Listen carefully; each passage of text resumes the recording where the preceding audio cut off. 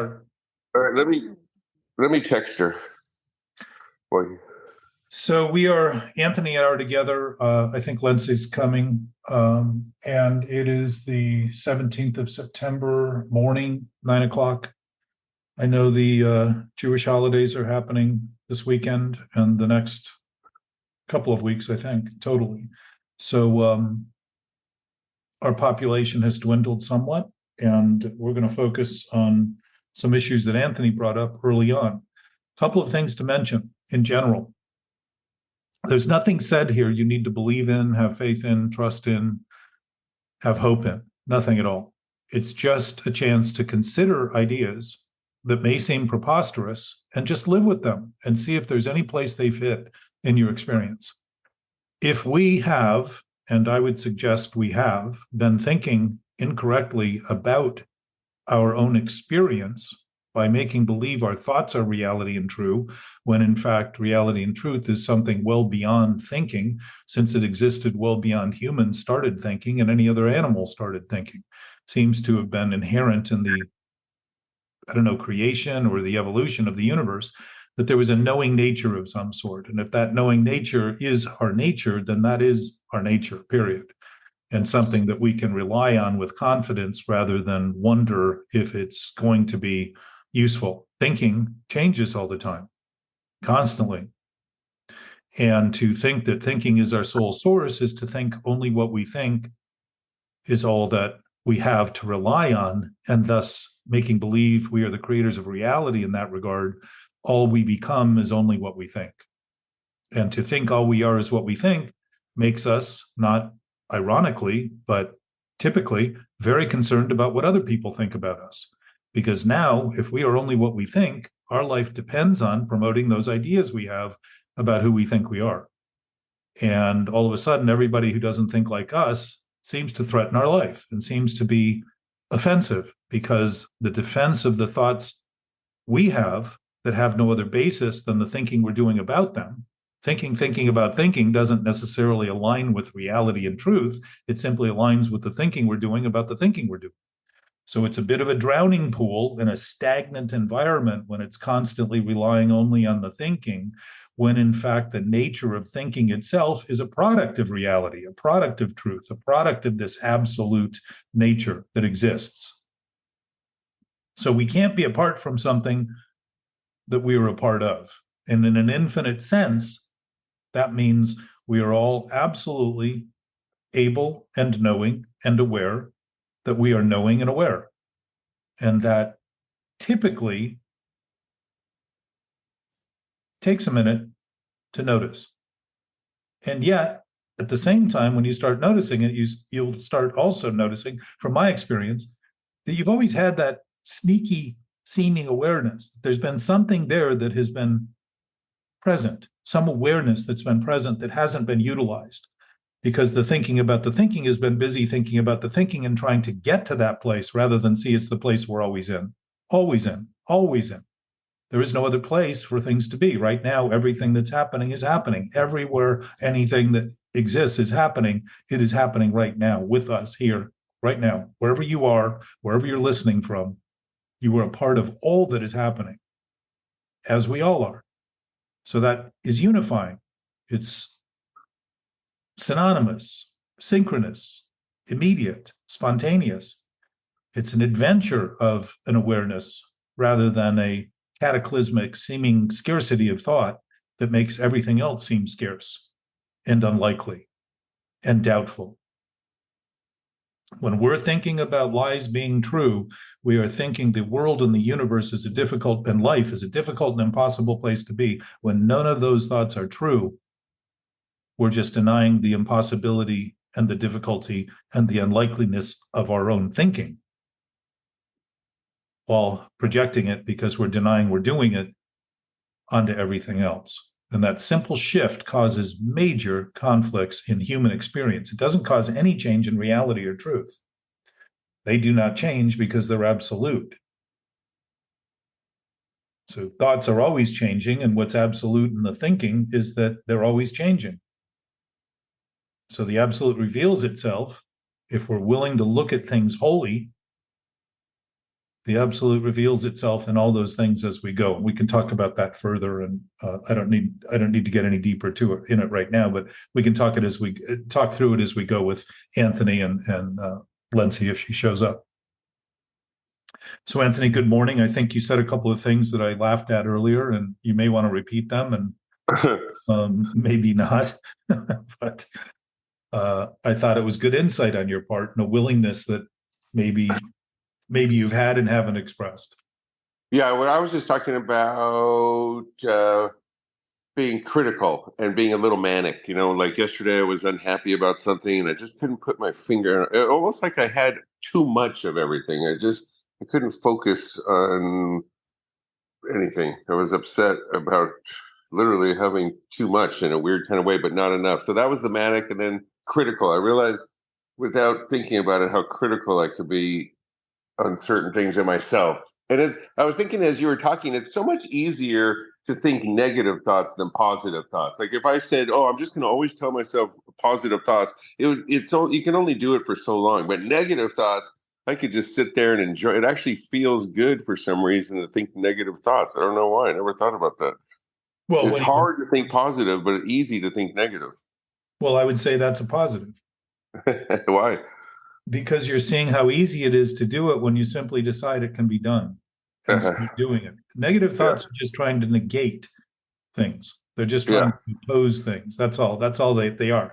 But negative and positive are intimately connected because opposites are never apart. They're the same thing at different positions on the same. The good and bad is a position taken relative to one or the other. The positions taken aren't exclusive to good and bad. They're inclusive of good and bad. Again, the absolute reveals itself. But let me suggest this, since we have just you today, and this gives me Lindsay just texted me. She's getting on right now. Okay. So since we've got you and she's coming, I want to focus a little bit, but I'm going to wait for her to come on because I want her to hear this and participate in it, because this gives us a chance to focus a little more narrowly on you two. You've been at this as long as anybody in the group. Yeah. We met at a retreat. Well, I mean, I have other guys that I've worked with on one, but as far as this discussion more publicly, you've been involved as long as anybody. So I want to give her the chance to participate and start. Yeah. But the point I made to you that I laughed at, Anthony, was that you have a very manic tendency from my observing state. I don't know that if I determine that I am capable of doing that and probably doing that to some degree. So I see it and notice it because it is something that I do. If this absolute state of being that we're talking about is absolute, then we have a knowing nature that makes us very easily able to admit all of these little things that we do as something we're doing rather than something we are. Yeah. So that critical nature tends to come in when we think our thoughts are real and true. We think criticism really dooms us and kills us, that it's something that is really destroying us. And all it's really destroying are the thoughts we have that we think are real and think are true. Yeah. So think of criticism as one thing. Only when we think it's true do we think that becomes wholly horrible to make a judgment. Well, we're always making judgments. Brains are designed to make judgments. People who say they don't judge things are people who are judging things they say they don't judge. Yeah. They would not know they're not judging if they were judging. So, I try not to judge as much anymore. And then he said to somebody that's a judgment. But again, I think the point can be made that if you look at judgment as simply a conclusion about something that isn't necessarily accurate, it's just a conclusion. Yeah. Right? It's a judgment. That's a very different thing. That's having a thought. And that's a very different thing from thinking the conclusion and judgment is reality. And now you have to go out and prove to that thing you're critical of, it needs to change. It can't be what it is. So it's unacceptable to you to live with this thing. So you're intolerant and impatient and demanding and insistent, and all of a sudden feel irritated. And the irritation is all coming from the thought you have about it as being real rather than something that you simply are thinking about. Yeah. If thoughts are always changing, think how flexible they could be. They could always think something else. because they're always thinking something else. Every new Right. moment is being filled with thoughts thinking of things that may seem like the same thing, but in some way they've evolved or developed or processed or included new information. So the basis is changing. If nothing else, the time is changing. The immediacy of the moment is new. And I guess the problem is for me more where I judge on a much bigger basis. Like instead of saying, "Oh, this refrigerator door is dirty," I start going on a bigger thing. You never. It's so much work and it's so overwhelming, and you just gets to this grand picture about how Yeah. hard everything is. Well, when we're looking through a lens that is unaccepting and not admitting what we're doing, we're looking for everything else to justify being wrong so that we can dismiss the wrong we're seeing through, the lens we're seeing through that's wrong. If you're looking through a telescope and it's got a bunch of black dots on the telescope and you look up in the sky and see a bunch of black dots, you could mistake those for any number of things that are out there. That Uh, if you do astronomy and we're looking at it and say, where do those black dots come from? They're in the universe. All of a sudden there's something there that's never been there before. And it's literally coming from the lens of your own seeing. and then you've said before too, like nobody ever comes on talking to you saying, I've got everything right. I wish I wasn't so happy or something like that. But at some Yeah. point, that's where the manic was. I felt like I had everything I've ever really wanted, and that anything else wasn't going to make me happier. It was like a weird. I don't usually get depressed like that, but I was like, Anthony, think of manic depressive. It's a yeah, disorder, right? yeah. Obsessive compulsive. It's a disorder. Yeah, there was a fear Over. there involved. Like I'm just gonna lose all. Like it wasn't like, oh, I've got this forever feeling and everything's great. It was like, okay, now somebody's gonna try to take this from you. It was that real defensive mode, But that was the manic part. But Not being happy with it. It's like, yeah, you got everything you want, but you're not happy with it. You want more, or you're worried somebody's gonna take it. That's that old AA stuff. Losing fear of losing what you have or not getting what you want. okay, So so let's look at that because that's a great point we can look at. If an infinite source is infinite and it's all that we have, if reality is all that we really have, but we don't have it in the way that we have an apple where we cannot have it, yeah. because if infinite is infinite, it's not just all we have, it's all we are. Yeah. It goes beyond having into this realm that isn't dimensional. Yeah, It I isn't. don't believe that part though. That's the part. I guess if I believe that, it'd make it a lot easier. You don't have to believe it to consider it. Okay, so this is just about considering. I'm not talking about anything you need to believe. The problem with belief, Anthony, is that we've been believing in things that have been wrong so long and have Yeah, used belief to try to have enough belief to make them right. And they've never gotten right that we disbelieve the things we have to have no belief in that have existed the entire time we've been believe we can turn wrong into right. that's funny. Well, you get that though. You see that, right? Yeah, So if it's true. we're demoralized. If it's true, yeah, Well, would truth normally be true or false? true. Okay, so there's an absolute. Let's just sit with that for a minute. If truth is true, we just determined it's true. If real is real, it's real. So unreal would be What's unreal. the difference between truth and real? Nothing. Uh, They're Are you just, sure? well, I would say they are both each other. In a principled state, all principles are the same thing because they're all fundamental, essential aspects of a knowledge that is functional, that will always work. Mathematics is a good example. Mathematics always works. It has principles. When they're applied principally in order, the math works. Yeah, You don't have to think of it and have belief in it.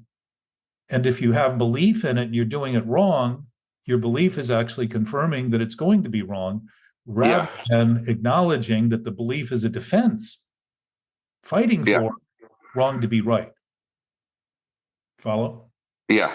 So you don't have to believe, like we went through this with your dad, and I think he had a bit of a epiphany or Yeah, sort of, I was going to say that was. I felt like a dad moment there where you said the same thing. You don't have to believe it for it to be true. well, and starting to see that we have been debating reality and truth. We've been debating definitions and fighting over it as though there's something to fight over, because we've been thinking of it as something that is a product of thought rather than a product of an essence that's absolutely knowing, which would Yeah. be omniscience, omnipotent, omnipresence. It's the omnis, meaning all, Uh-huh. all knowing, all seeing, all of everything. It's a totality that exceeds boundaries, because an infinite space has no bounds at all, and it isn't even a space. It Uh-huh. is very difficult to speak of in words, except to simply state that absolute is absolute, truth is true, reality is reality. If you start thinking in those terms and living with those terms, you will notice that your thinking will stabilize, because now you are relying on something. If it didn't exist, this wouldn't happen. So the practice and the exercise of our discussion is starting to simply employ the opportunity to say, well, I don't even have to believe in this stuff to consider it. And I don't have to determine whether it's true or false to consider that if it's true, it's true, and if it's false, it's false. Yeah.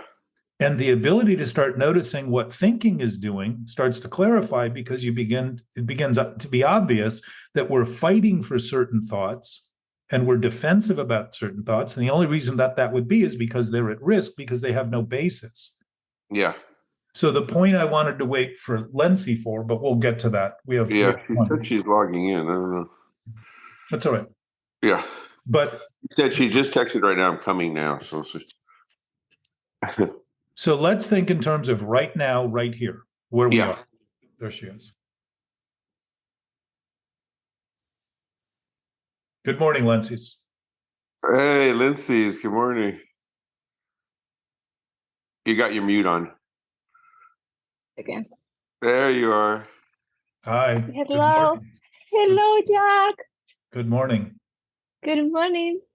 Glad to have you here. So Anthony and I got started a little bit, and I'm going to give you a little recap, and so everybody else can hear this again. Basically, this discussion is about beginning to notice. Jimmy's coming in too. Jimmy? Yo. Hey, Jimmy. You got a little background noise, I think. I just cut it out. Yeah. So I was starting with Anthony and Lency's. Just pronounce your name for me, Lency. It's lenses. Lency's. Okay. Mm-hmm. Yeah. So Nicholas, who is in New York, is an old friend and someone who has been involved in this conversation. And Lencis is one of Anthony's friends, Nicholas, and was here last week for the first time. So I was going over some things. Anthony came a little bit early, and Anthony talked about thinking he might be a little manic and thinking he might be a little critical. And so I talked to him about that. And part of the issue of thinking is that when we think our thinking is reality and truth, we immediately think we become the thoughts, and that our life is only the thoughts that we have. So now that I am in thinking, I'm literally in thinking. I'm no longer having thoughts that I can take or leave. I think I'm in thoughts because now I've become the thoughts, and I've lost all perspective, because now it's like an eyeball can't see itself. The one thing an eyeball does, it can't look at itself. Like our face, we never really see our face. We see reflections of our face. So if we're thinking in terms that our thinking is all we are, we lose perspective. And where do we find that perspective? But in each other, in our experience. We look out into the world thinking we're not doing what we're doing, because what we're doing isn't truth and reality. It's a creation that we've made. It's an experience we've made. It's an idea we have about truth and reality in our thinking. And when I think my thinking is truth and reality, I think everyone else thinking is not true or real. So now I'm opposed to everything and everyone else everywhere I go. I'm very concerned about what they think about me. Very concerned. Because any thought that's contrary to my thought supposes a threat to my existence, when in fact, It's only my thoughts that are threatened. So if I think they're real and true, I think I'm the creator of reality, then that would be a pretty good definition of ego by today's standards, a false image of self. So if the basis of my thinking is flawed, that simple single point, then everything I'm doing in terms of my thinking is going to be fractured in some way or another to have what I'm thinking appear real, while in fact appearances aren't real at all, any more than we are in the image of a mirror. While we are looking at the image as who we are, we're really just seeing an image. Thoughts are reflections of our thinking. So with Anthony, what I was talking about, Anthony doesn't believe in an absolute infinite source. I know, Nicholas, that you have some contest with that. So if an infinite source is infinite, and if truth is true and reality is reality, we don't need to have faith in them at all for them to be what they are, if they exist. And if we don't fight for their existence and fight for the ideas we have about their existence that will always be somewhat conflicted, because if something exists that's infinite, we don't have to think about it at all for it to be infinite. And the more I think about it, the more I limit it with the thinking I'm doing and end up once more in a loop of thinking I know what it is rather than it is the knowledge that I already have. This is actually the source of my existence now, that I already know, but I don't have to think I know it to know it. Just like I don't have to think you're doing what you're doing while you're doing what you're doing. I don't have to think I'm doing what I'm doing while I'm doing what I'm doing, because I'm doing what I'm doing regardless of what I think. If I think I'm not doing what I'm doing, for instance, while I'm doing what I'm doing, that would be a pretty major conflict in my thinking, right? And it seems sort of ridiculous to even think that, but I would suggest we're doing that a lot when we think we shouldn't be doing what we're doing. How can we not be doing what we're doing when we think we shouldn't be doing it while we're doing it? We're still doing it while we're thinking we shouldn't. And we should be doing something else while what we're doing is exactly what we're doing. It sort of reveals this fractured nature of the way we've applied thinking to time and space. And we think that what's happening isn't happening. And we're always seemingly trying to escape the present state of our existence by trying to think of it as something that will get better in a minute or two, but is never good enough now to just sit still and say, thank you. I'm grateful. I'm full of greatness, which is what gratefulness is. It's starting to say, oh, it's always in the present. The present is the present. The present isn't 10 minutes from now. That's a thought and a concept of thought. It isn't 10 minutes ago. That's a concept of thought. That isn't reality. It's just a thought.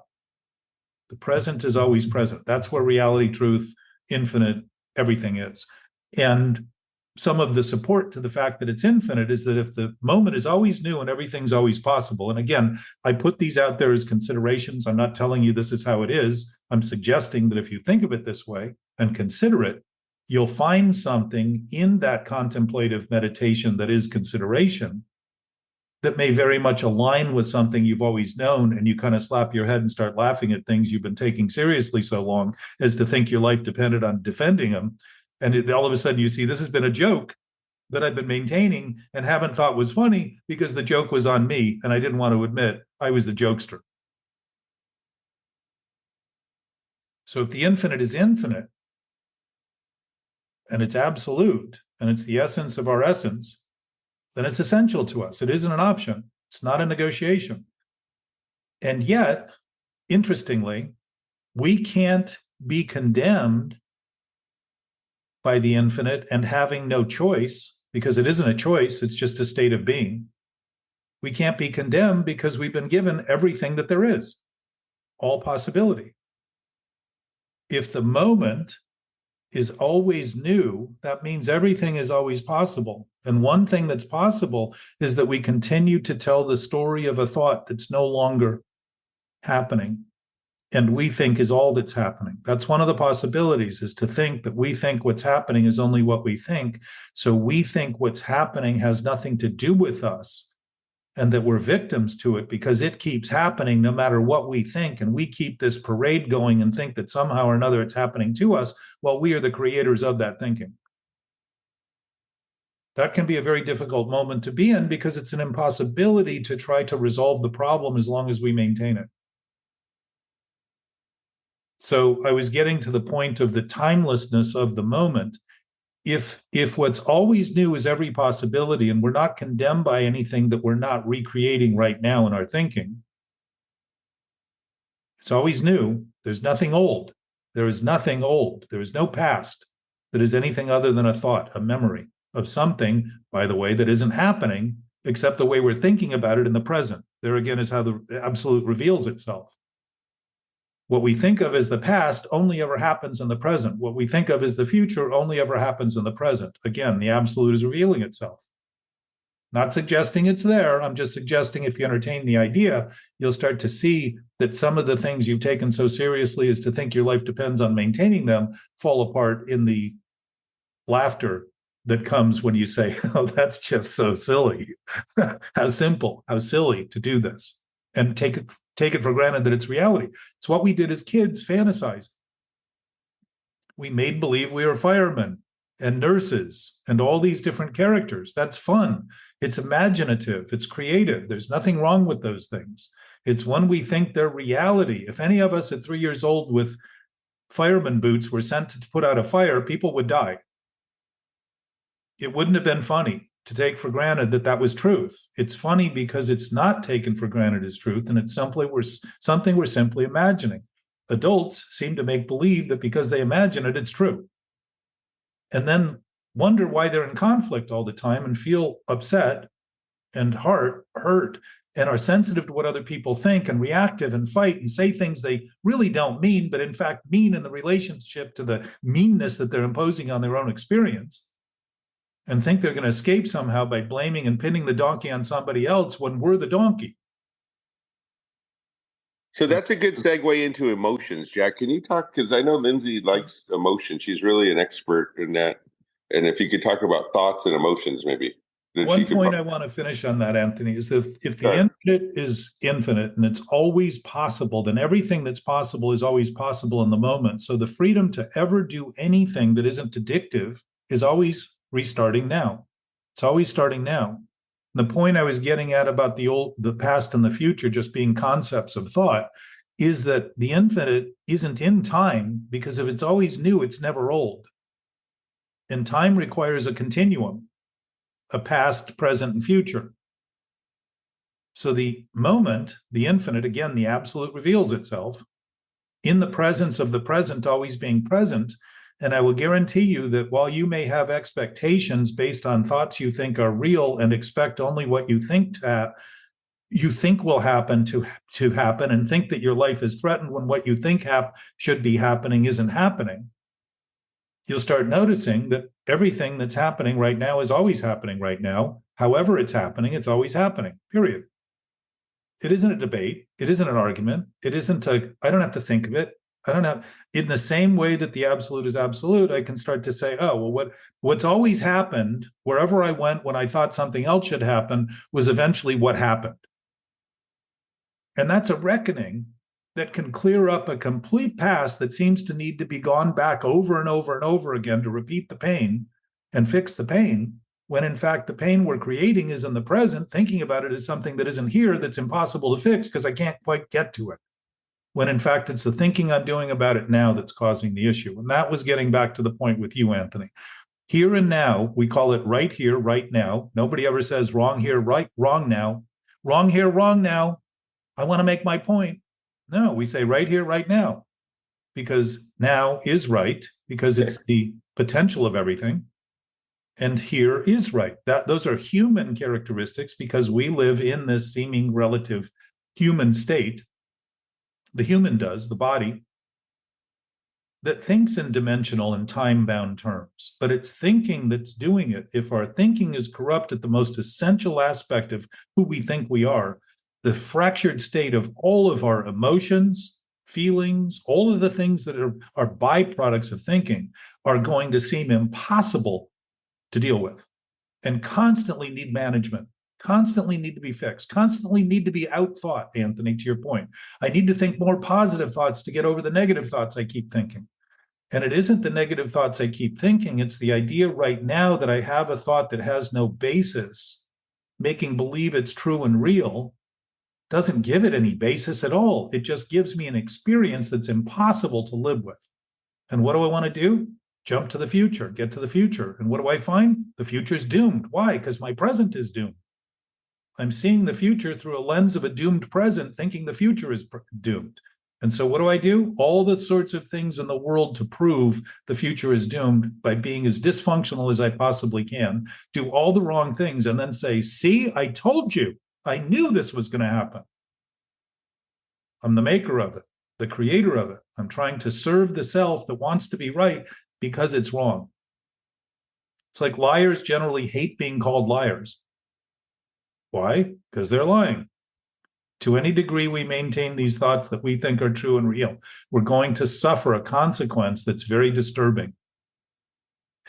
And we don't have to lies can be deliberate, or they can be just simply mistaken thoughts that we think are right that are wrong. And then we start operating on them. They both cause the same disturbance.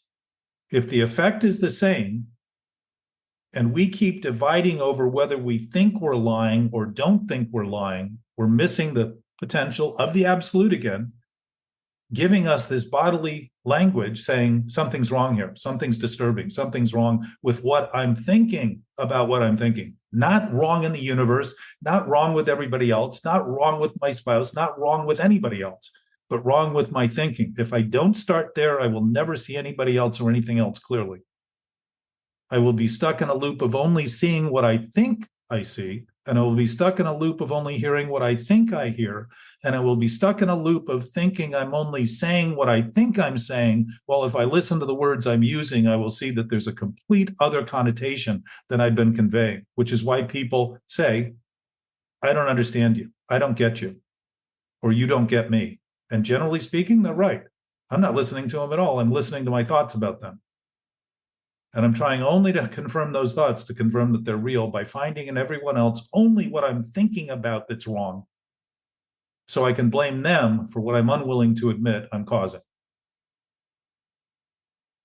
So the point of that is that the newness of the moment, if everything is always possible and we can recover from any compulsion, which is fairly well established,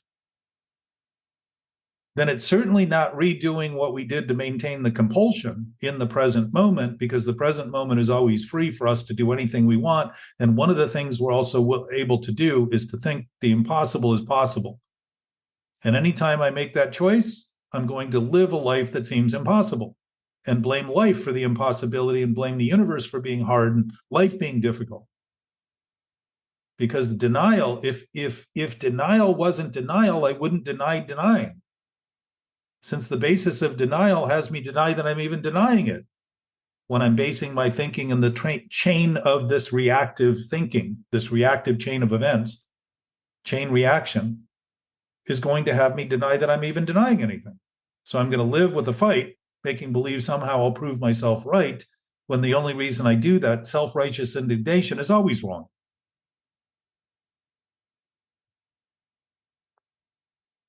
So emotions were somewhat touched in there. And I would suggest emotions are basically experiencing our thoughts. And our thoughts and emotions are intimately connected. Our thoughts are feelings in motion. And emotions would be those feelings. So if I think somebody's an idiot, I'm not going to feel good about them being too smart. I'm going to feel bad when they start getting smarter than my thoughts, if I'm defending my thoughts.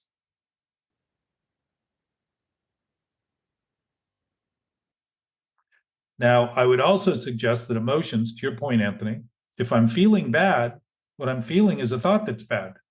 When I begin to assign the cause to what I'm doing accurately, I have no need to continue doing it, because I'm not fighting for the life of something that doesn't exist. I'm simply acknowledging, if I'm disturbed, the thoughts I'm having are disturbed. If I feel bad, the thoughts I'm having are bad. If I feel wrong, the thoughts I have are feeling wrong. If I'm feeling sad, I am thinking thoughts that are sad. Why would they be sad? Self-pity. Somehow I feel pitiful about what's happening, which is very sad. Who is the self I think is pitiful? But a self thought only of itself based in thought. Thinking of itself creates the self we think we are. That isn't true. It's just what thinking is doing about itself. If I think about you, I don't become you. And yet when we think about our thoughts, because thoughts thinking of themselves sort of create this echo, like a redundancy, an echo chamber, of just thinking about what they're thinking about what they're thinking about. And that's obsessive thinking. So again, it gets back to this idea that we are what we think, when in fact we're not what we think. We think what we think. If we didn't think what we think and were what we thought, we wouldn't feel depressed about thinking who we are is all we think. But it's very depressing. Why? Because there's pressure involved in the fight. There's pressure involved in the resistance.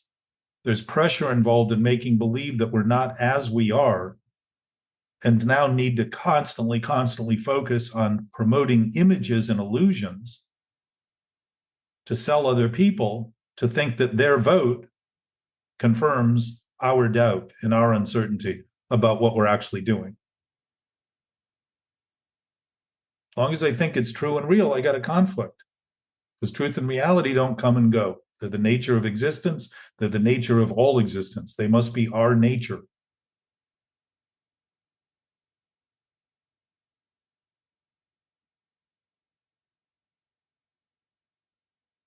Another thing interesting about emotions is that we assign colors to most of them. Green is envy, yellow is fear, red is anger, purple is inspiration and bliss. A prism breaks down colors. We don't see the colors of the rainbow in the prism. We just see the colors attached to the different things in our universe. But light in total, in an absolute light, is white. White contains all colors. Every different wavelength represents a different color, and every different color represents a different element in the universe of matter, gold and silver and plutonium and radiation, whatever the different elements are that exist, that are fundamental elements, mean they can't be broken down any further, are made up in the colors of the rainbow. So when a planet is hydrogen, what's missing in the rainbow from the light in that planet is the hydrogen. Because the planet represents the hydrogen, it no longer needs to exist in the rainbow of colors. So we see it, we know that there's hydrogen in that planet, because where hydrogen lines up on that light spectrum, it's missing. Now, it isn't missing, it's only missing in the spectrum because the presence of it is the thing we're looking at. It's the same thing with us. I have a question for you. Please. What do you think when we feel scared or we have fear? What do you think that is going on? What is the message there when We're we afraid. feel exactly when we are afraid? Because that is an emotion too. Yes. He's telling us something, right? So I want to learn about what do you think? Well, when I'm thinking who I am is all I think. And if I was not afraid, I would not naturally know better. The fear is an automatic response to saying something is seriously wrong with what's going on in your head. Or the situation, right? Because we have sensors and we can feel like this is not a way that I have to go. If we have to take a decision in life, for example, I want to move different state, but I'm concerned about moving because I feel fear about my moving because it's a new life, I need to start from zero. So yeah, something like that. So if we're jumping to the situation and not noticing our own present state and conceding that the fear is a rightful, correct assessment of something that's wrong, And the point of it is saying, you don't have to act on this. There's something to fear. Consider it. Continue to contemplate. Continue to look. Continue to get information. If we have fear about eating, thousands of years ago, if people had doubt about eating certain plants, they had an awareness that something was wrong with those plants and potentially poison. Think of how clever humans were well before science evolved to identify herbs that could heal things and herbs that were poisonous. It wasn't simply through process of elimination, though I'm sure that was a part of it, but simply an intuitive sense that certain things were doing certain things in nature that would be productive and would be probably productive for us in some way. And we could start thinking of them in those ways. If nature is nature and nature knows all about itself, we know about nature. And the fear that's coming up is an accurate assessment. It's kind of like I said about the wrong and the bad and all those things, the disturbing. Those things, if looked at honestly, are guidance systems, their body language saying something's wrong here. You may want to reconsider what you're thinking. Now, what does addiction say? Deny it's wrong and try to get over it and feel better. So we try to get over it rather than have it. And we try to feel better about it rather than say, wait a minute, feeling worse about this is an accurate assessment of something that's worse. Why not live with that for a minute and say, wow, if one of the tenets in sobriety is when agitated, pause. So agitation can be fear, it can be doubt, it can be uncertainty, it can be inner conflict, it can be struggling, it can be anxiety, any of those things. Irritations, restlessness, discontent, pause. Why? Because it gives us a chance to consider what's happening rather than act so quickly as to presume we'll overcome it and get into this manic, literally depressive state, constantly creating more problems while we think the more we do, the more we'll be able to solve things. And like I said to Anthony before you two came on, if I have faith in things that are faithless and belief in things that have no basis, I can have all the faith that's possible and it will make no difference. It will only give me a false impression that more and more and more and more and more faith will someday work when it will never work because the thing I'm having faith in has no faith. There is nothing there. It's an idea. That's what addiction is. We're trying to fix it by doing more and more and more and more and more. And mental addiction is the idea that the more faith I have in things that have no faith, the better off I'll be. Because in reality, if reality is real, I don't have to have faith in it at all because the only one that suffers the ideas that it isn't real is me, my experience. The world doesn't suffer until I go about trying to blame them and shame them, and I end up harming everyone else to blame the harm on them and think it's their responsibility because I've become so indignant about what I'm doing, I need everyone else to excuse what I'm doing, rather than say, wait a minute, I don't need anyone else to simply admit I'm doing something that's wrong. So the fear, I would say, is an accurate assessment. Now, here's something also interesting about fear. Fear is an instinct of the body, right? According to science, it's an emotion. Okay, but it's one of the instincts that we have to put us on notice that something's wrong. Yeah. So fear, so the fear, fight, flight, freeze, and fawn are the basic common instinctual drives to fear. When you see a bear, you want to run. Yeah. If there's an attack, you want to avoid it. Go ahead. Yeah. And fear is connected with traumas too. But this is something different than intuition or feeling this kind of fear because I'm going to move or I need to take this decision and it's new for me, but I feel fear. How can I manage my thought about this or what I'm feeling? Yeah. This is what I wanted to know more. Let's just say fear is fear without trying to divide it and make believe that it becomes so complex we have to categorize it and recategorize it. We'll just call it fear. And generally when we are afraid, our instincts say run, get away from the problem, right? So it's flight, fight, flight, freeze, or fawn. Fawn's a new addition to that, which means we make nice to the threat. This is a every human being has a kind of fear. It's not natural. Yeah, but it exists another fear is coming from trauma. This is the point. Yes. So I'm going to get there. I'm going to get there. So natural fear, things that we're afraid of, give us instincts to deal with them. Okay? Mental fear, which we create through our thinking, has those same instincts completely go backward and cause a bigger problem because the threat's coming from here, the brain. We think when we're getting away from it, when we run, we're getting away from it. We're not. We're taking it with us. And because it's a trauma. Freeze, this is creating trauma, by the way. So the trauma is created by thinking, I can get away from this by running from it. Now, this is addictive thinking, effectively. It's using fight as denial. It's not happening. I don't have anything to do with it. What I need to do is get away from this. So what do? I try to go other places, try to find other things, try to find other people, try to find more of something. And I'm really trying to have more and more faith in my ability to escape it.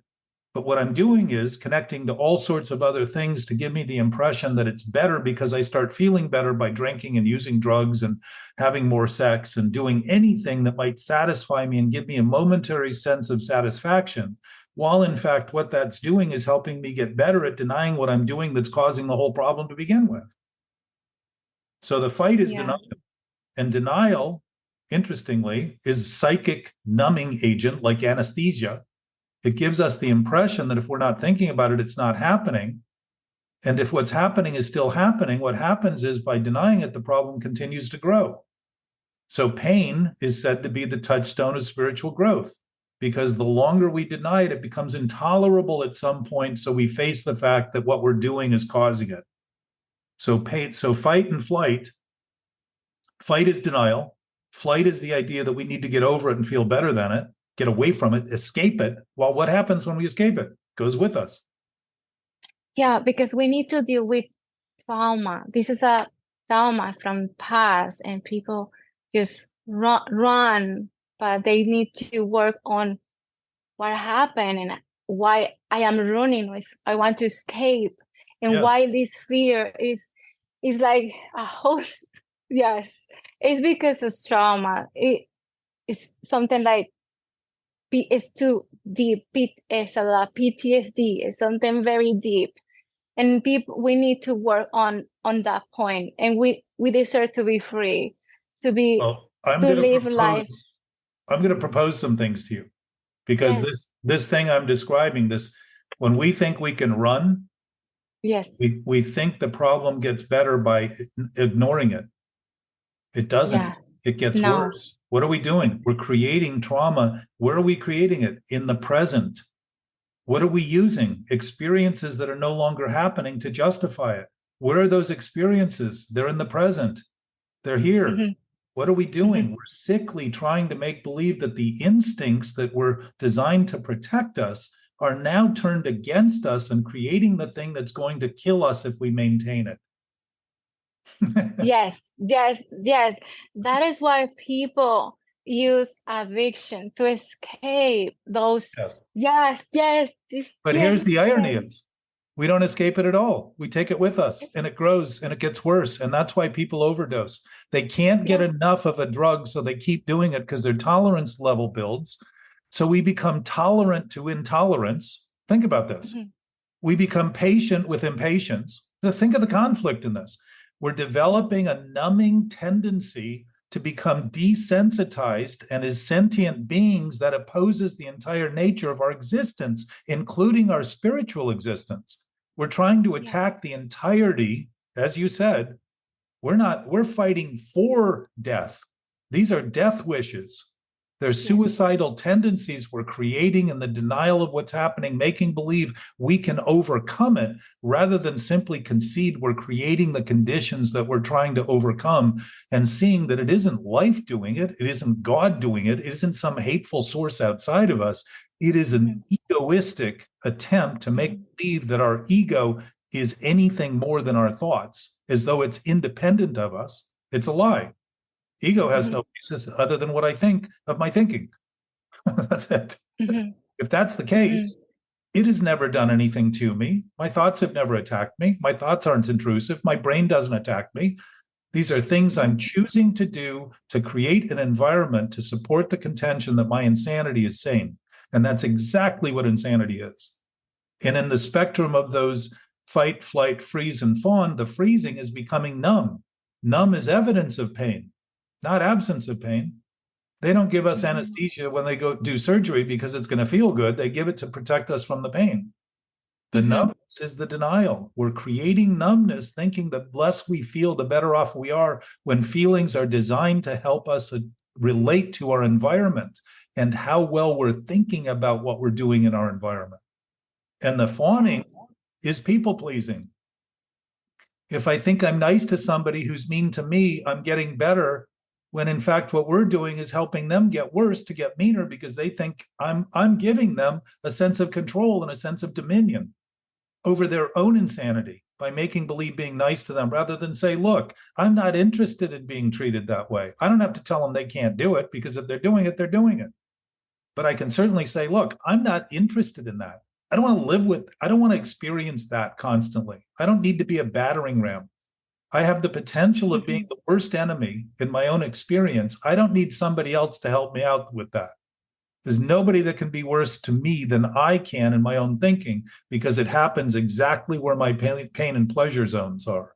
Nobody can impact me worse than I can in my own experience, which is a very central point. Yeah, we deserve kindness, we deserve compassion, yeah, we deserve love, yeah, and yeah, Well, yeah. I would say we have it all. We've just been twisting it in a way that we make believe we need to get it from everyone else, because it makes up for the lack of what we're doing in our own experience, in recognizing that the nature of our existence is love and compassion and generosity and support. That isn't something to get to if it's absolute. It's something we've always had, but we have been not thinking very well about it to be thinking we don't. Yes. If the nature of an absolute nature is absolute, it's only the thinking we do about it that complicates it. It isn't complicated, and it's not mysterious, because it's always given everything to everyone and everything. Always. It's the abundance of an abundant nature that doesn't come and go. Yeah. It's only the thinking about it that complicates it. It doesn't complicate it. It complicates our experience of it. Yeah. What do you think about those people who cannot give love or mercy or compassion? What happened with those people inside of their soul and brain? Because I know I live in a city, very interesting, and I don't know, sometimes I met people and they are rude or mean, and it's like, oh my goodness, they are not happy. So what do you think is going on with those people? Traumas, or what is going on? I just want to know, what do you think? In my experience, again, I only go with that. When I was unwilling to accept the dementia and the damnation of my own thinking, I saw other people as a plague and a problem. And when I began to see it, I saw what they were doing was exactly what I was doing, which was just sick. And I had compassion for them now, rather than spite and condemnation for them. And I started to see them as absolutely whole and complete. And I also had thoughts that didn't run along those lines about them. But my thoughts were just thoughts. They weren't reality. It wasn't something that I couldn't get over. I just started noticing, wow, to the degree that I hold them responsible for what I'm unwilling to admit I'm doing, I am going to make believe that they have some intractable defect that diminishes my interest in giving them anything. And I become the spiteful, hateful person I think they are immediately in that consequence, in that construct, rather than say, they're perfectly healthy, they're perfectly in shape. Everyone has the absolute nature that everyone has. We always have. Look at nature. It's not arguing with itself over its nature. It's just simply doing what it's designed to do. And we are arguing and fighting over what we do based on what we think should be done and we should have done and could be doing, but never simply saying we're doing what we're doing. And if that isn't enough to be doing what we're doing as we're doing what we're doing, Nothing else is ever going to be enough, because we're going to be looking everywhere else with the same sort of scarce ideas and diminishing that capacity, which is again why coming to terms with this in your own experience begins to allow you to actually see people and begin to see how much influence we think our thoughts have on them, and begin to influence them in a way that actually they can relate to, because they already know what we're talking about when we're talking about something that we absolutely share synonymously and fully and completely, not in some bits and pieces or only when people aren't mean. When people are angry in themselves and don't admit it, they're going to be angry with other people and mean to other people to justify it. Yes, it's true. Yes. It's what I do in that same regard that has me see other people as the ones doing it, rather than me say, if I'm seeing it in them, I'm doing it right now. And I cut the chain, I pop the bubble, I break the spell and say, it's what I'm doing. Of course I see it. As soon as I deny it, I think everyone else is doing it to me. I think it's happening to me. If I think I have nothing to do with what's happening, how much chance do I have in ever having a thought or hope in a thought that I'll have to solve it? I don't even claim to be doing it. How much thinking am I going to do in a direction that's going to solve it? None. I'm going to continue to repeat it and think somehow everyone else is to blame. Not only that, I'm going to create more and more circumstances and situations that grow and grow and grow. So I can say, I told you, they're all wrong. Now they're really wrong. Now look at what I've created. It's crazy. Wow. Wow. So it's insanity thought to be sane. That's real insanity, because if a lie is a lie, it's no longer a lie. If insanity is seen as insanity, it's no longer insane. You're actually seeing it sanely. Healing and recovery is starting to see that we're insane to make believe our thoughts are true and real, when in fact, it would suggest that until we started thinking what we're thinking, reality and truth didn't even exist. And if we go back in history and realize that humans haven't been here that long compared to the length of time in the universe, it would suggest that there was no thinking, there was no reality before humans came and started thinking. That would be kind of preposterous to imagine a universe actually functioning to prepare itself for us to be here right now with all that it gives us, for us to sequentially, right now, presently, interact with each other. That possibility has been made possible by the process that everything that's ever happened is basically the sum total of everything happening right now. Everything. So are we missing anything in that? No. Do we think there's any trauma in the present that isn't past? No, there isn't any trauma in the present. There's no story in the present, because everything that's happening is happening. It doesn't need to have a story about it, because it's already happening. What else is there to say? So the present traumatic stress is starting to see it's what we're thinking about things that are no longer happening that we're struggling with. It isn't the things that happened. And it's not to say that there weren't damning things that had an impact on us that we didn't know how to handle. But if we didn't know how to handle them when they happened, and we're still using that theory now when we're better and can handle them, we're perpetuating the problem by making believe it's again happening to us rather than being repeated and repeated and repeatedly caused by us. The memory is all that we're nursing. The thing stopped. Whoever beat you, whoever raped you, whoever did, that thing stopped when it stopped. It isn't to say there shouldn't be an impact from it. But if the impact has any basis, it's in the present where it is healed. It's in the present where the totality of that love and that absolute state of being sees that this is how humans function when they're allowed to dysfunction and given entitlement. And we all contribute to that to the degree that we're not responsible enough to start speaking to our experience in accurate enough terms to help others get healthier. We help them get worse and do those sorts of things we claim are so reprehensible, while we're intimately a part of creating the environment that allows them. Yeah. How can a person who had a very sad past trauma can apply the information that you are sharing with us? How can them to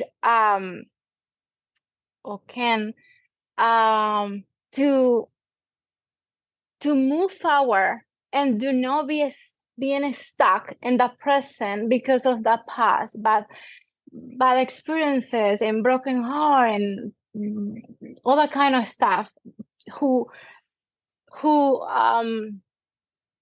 put a person stuck, no matter where they are, where they go, the same bad experience will find them, because it's in the brain, it's in the subconscious brain. But how can them could fix that? Because science says neuroplasticity is one tool for human being with traumas could use. But how can they use this tool that you are sharing with us today to help them to, it's like a puzzle. So how can they put everything together and work on their self and be free? Your concern for them suggests that you may have concern for experiences that you still struggle with. I have a lot of experience about this, and I like what you are sharing is very important. So it's like, how can they can use this information as a tool to say, you know what, I'm tired of this. I don't want to drink anymore. I don't want to do this. I want just to feel completely in peace, body, soul, and mind. So, but how them can do that, and to see, wow, I did this work, and now I can see the past. I can see my present. I'm doing well, like in life. So, but how? Yes, how? Well, my experience is, first of all, that the one thing we each have is the right to choose whatever we want to think. So it isn't my business to tell anyone else how to think. It's only my business to tell everyone else how I think, and see if some of that thinking and things I've learned might have a chance of having an impact that actually helps heal. And my experience is, if I've been operating on a level that's helped people hurt, then I know that I have the influence that it takes to have the impact in the opposite direction. If I can do it in one direction, I can do it in the other direction. So I do this as a chance to look at thinking and see how it impacts us, so that we can start looking at these things honestly, collectively together, since we're impacted by the collectivity of everything that everyone is thinking already. Our experience is made up of all the thoughts that are being had and all the actions that are being taken and all the things that are happening internationally, universally, and whatever may be beyond that. Everything that's happening right now, and everything that we don't even think is happening, that exists, is present right now. If that's the case, if I have an idea about something that's not happening, that happened in the past, that's just a thought. To think it's real is to think that delusions are reality. To think that reality is delusional is insane. To think that the thing I'm thinking about is going to get fixed by thinking more insanely about it is to create more depression and trauma in the present that I'm going to suffer from and blame on that past, and think it's the thing back then that's still hurting me, when it's what I'm doing with it now that's killing me in some way. It's undermining every one of my bodily systems. Every one of them gets undermined by stress and anxiety. Well-known fact, it is not healthy to add stress to our system. Some stress is natural when we're taking on challenges. But when we create this stress internally that is induced by the thinking we're doing about the thinking we're doing as being our reality, we have now taken a leap that puts everything that we're thinking in jeopardy, because we have become the creators of reality and think the things we think about all become real and true. And I need to get back to that past to fix it, when there is no past to get back to except for the thought I'm thinking about the past in the present. How we can heal from being betrayed, for example? Well, you realize that if you're no longer being betrayed, the betrayal is coming from the thinking you're doing about the person that did something that's no longer doing it. And why we feel so much pain when somebody betraying us? Because it's our brain that's feeling it. Our thinking happens when we're conflicted. That conflicted thinking happens where our pain and pleasure zones are in our brain. Nobody has a greater impact on us. No betrayal outside of us ever impacts us more than the betrayal of taking it so seriously as to think it was anything other than a sick action by somebody struggling with their thinking. We take it as being real. We take it as being, you said you were going to, and you didn't do that. It's a betrayal of our whole countenance and our life. That's not true. It's simply a betrayal of a thought having been made, a commitment made that was not fulfilled. That happens a lot more often than we ever consider it to be a betrayal. It happens daily to the degree somebody says, I'll be there at 3 and they show up at 3:01 and don't mention they're late. Not to suggest people need to mention it, but we're constantly betraying what we say when we don't do what we're saying accurately and don't even mention it as though it's normal and okay when other people are affected by those commitments. If I say I'm going to do something and I don't do it, other people are affected. Their life is confused a little bit by my betrayal of not fulfilling what I said I would do. So the ultimate betrayal, none of us can harm our experience more. Our experience cannot be harmed more by what we do by anyone else or anything else at any other time in any other place, ever. Because all that's happening is only ever happening in the present. So to think of the past as having a problem is to think of delusion as being reality. All it is an image of the past. And the image can't be as accurate as the happening that isn't happening anymore. Whatever happened was happening in the fullness of everything happening. Once that stopped and was over, it's over. It is literally over. Where it's remaining is in my thinking. And my ideas about it that aren't true keep me brewing over it, thinking it's going on, and it's my own thinking that's causing that, not the reality of the situation. I'm not suggesting that that person back then did something right when they did something wrong, and I'm not suggesting that that person has been or should be forgiven. That's a choice people make. But if we're not dealing with it honestly, we're never going to deal with it accurately enough to allow it to be seen for what it is. And when we see delusions for what they are, we realize they're just thoughts we've taken so seriously as to be true.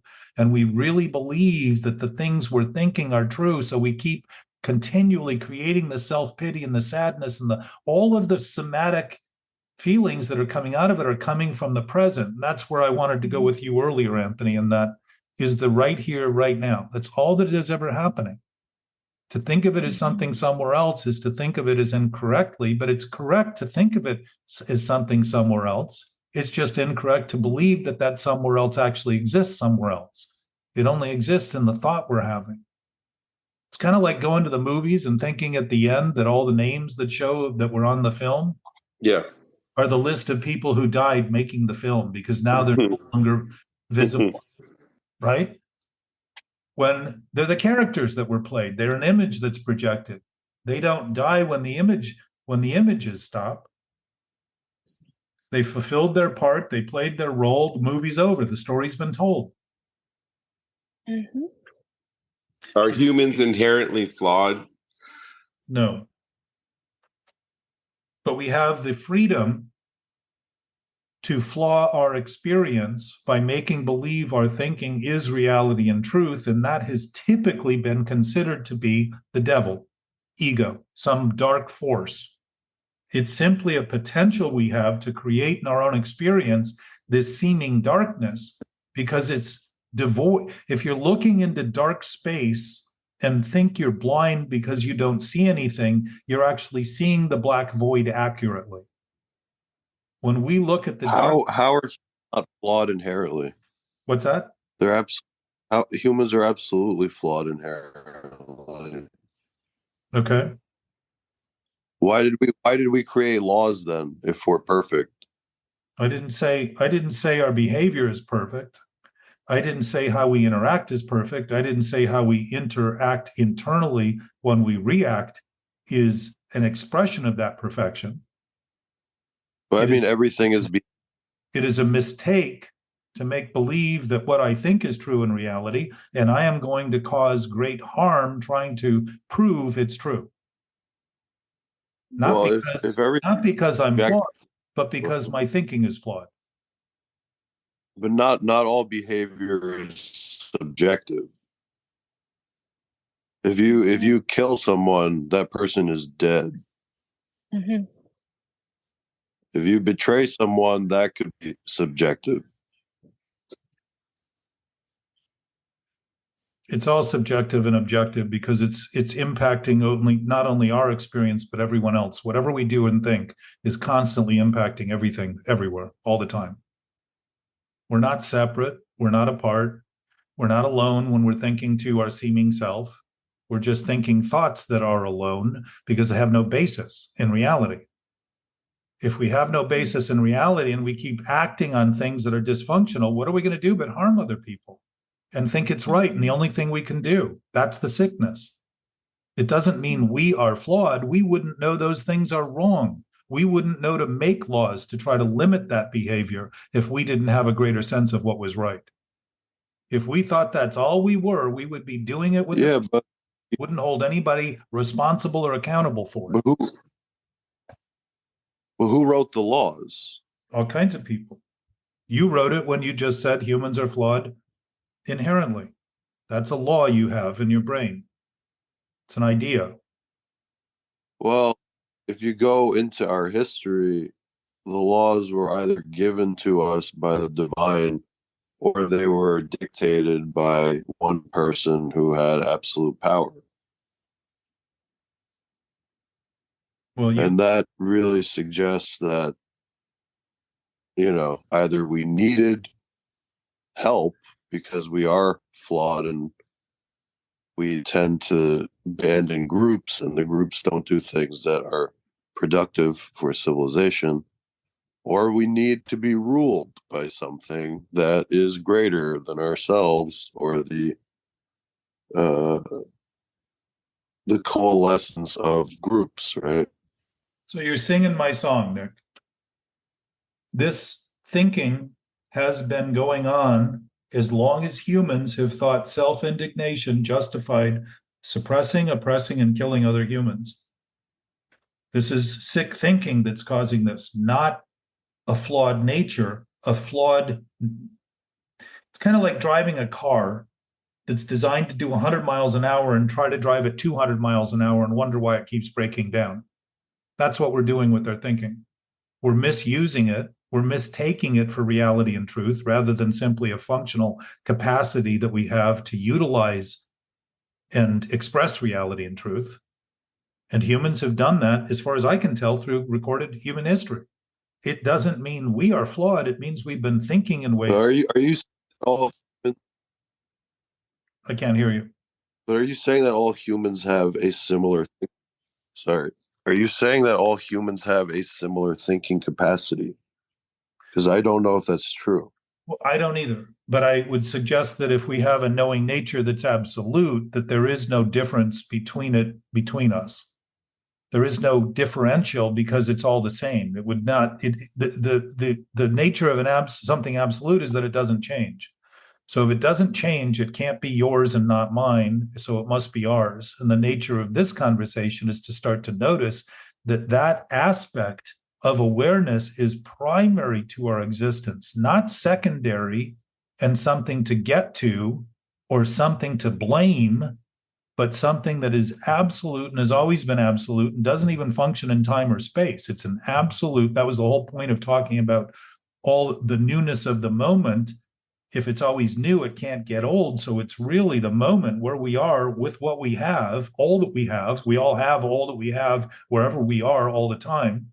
If that isn't enough, it's our thinking that isn't enough in relation to enough that's causing that impression. So if the reality, if the thinking is of an absolute nature, then why does it become subjective from person to person? If it's all sick thinking, is everybody sick then? Well, I would say that this has been a pretty consistent pattern through human history. I don't want to speak for everybody, but I would suggest that most bodies today are struggling with this, or we wouldn't have a suicide rate as high as it's ever been, and we wouldn't have addiction rates as high as they've ever been, and we wouldn't have this global drug market that is bigger than most countries' gross national product going on.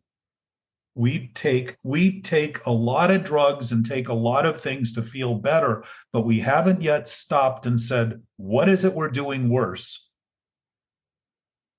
Collectively, not just me, not just you, all of it. What are we doing if we're built on the same platform, and we largely are? The variation between different species is small. The variation between our species is almost infinitesimally small, and all it does really is project different images, colors, shapes, sizes, and certainly certain qualities, Nick. Certainly some people think differently than other people, and there's certain variations to the traits that we have. It doesn't mean we have less of a knowing nature. It doesn't mean what we share in an absolute infinite sense is any more or less, because the more or less is irrelevant in that concept. And you don't have to believe in reality and truth for it to be real and true. You don't need to believe in an absolute nature for it to be absolute and exist. Well, what I'm taking from what you're saying in a way is the recorded human history up until the present day is an attempt by certain groups or people or etc. to dictate what people should think. Yes. Yes. And if we have a greater knowing, we already know how to think. We've just abused it based on the idea that we've grown into an environment where everyone else seemed to be doing this same thing, and we thought doing what they were doing was the best thing we could do, but then continued to grow up and realized a lot of what we learned wasn't true and missed this point as we have matured as humans, so that future generations have a chance to grow up in an environment where people are responsible and accountable by nature, rather than constantly acting better, telling kids not to swear while the parents swear, telling kids not to do things that the parents are doing openly, and think that somehow the kids are going to say, wow, they're really honest. That's really attractive. This is where I diverge, because I think from the earliest age, you see flawed behavior in humans and they need to be reared. And from the point of infancy to eventual death, it's just a continuous saga of flawed behavior. Yeah. Doesn't mean we're flawed. It means we're choosing flawed thoughts. But that's what I'm saying. Are they, like, when you look at kids, are they choosing it or are they programmed to do that? Well, if they're programmed, then they have absolutely no control over it, and then choice would be irrelevant, and we'd just be automatons, and we would certainly not be thinking about the choices we have to either continue or not do it. And we certainly wouldn't be thinking of things that shouldn't happen, because they would just be automatic, and it would never even occur to us to even think about it. So then you have to have some people who lead the other people. So why don't we do that here now? And that's what this conversation is about. If there's any opportunity here, it's to start noticing it's what we're thinking now, not about the past, but what's happening here in the present. Because all we're talking about in the present is about a past or a somewhere else, but not here. And if we talk about what's here, we're also talking about everything and everyone else as they are now, not as we think they are, not as we think where they are. We don't even need to think of them where they are to know they're where they are, simply by knowing they're where they are, doing what they're doing. Now think of that. For all we do to try to figure out the universe, we can simply have the thought that everything that's happening is happening, and everywhere anything's happening, what's happening is happening, and everyone where everything is happening that's happening is also happening, thinking what they're thinking, doing what they're doing. We basically just included everybody in the conversation in 3 sentences. So if there's a seamless, infinite reality, it isn't in bits and pieces and parts and things and stuff.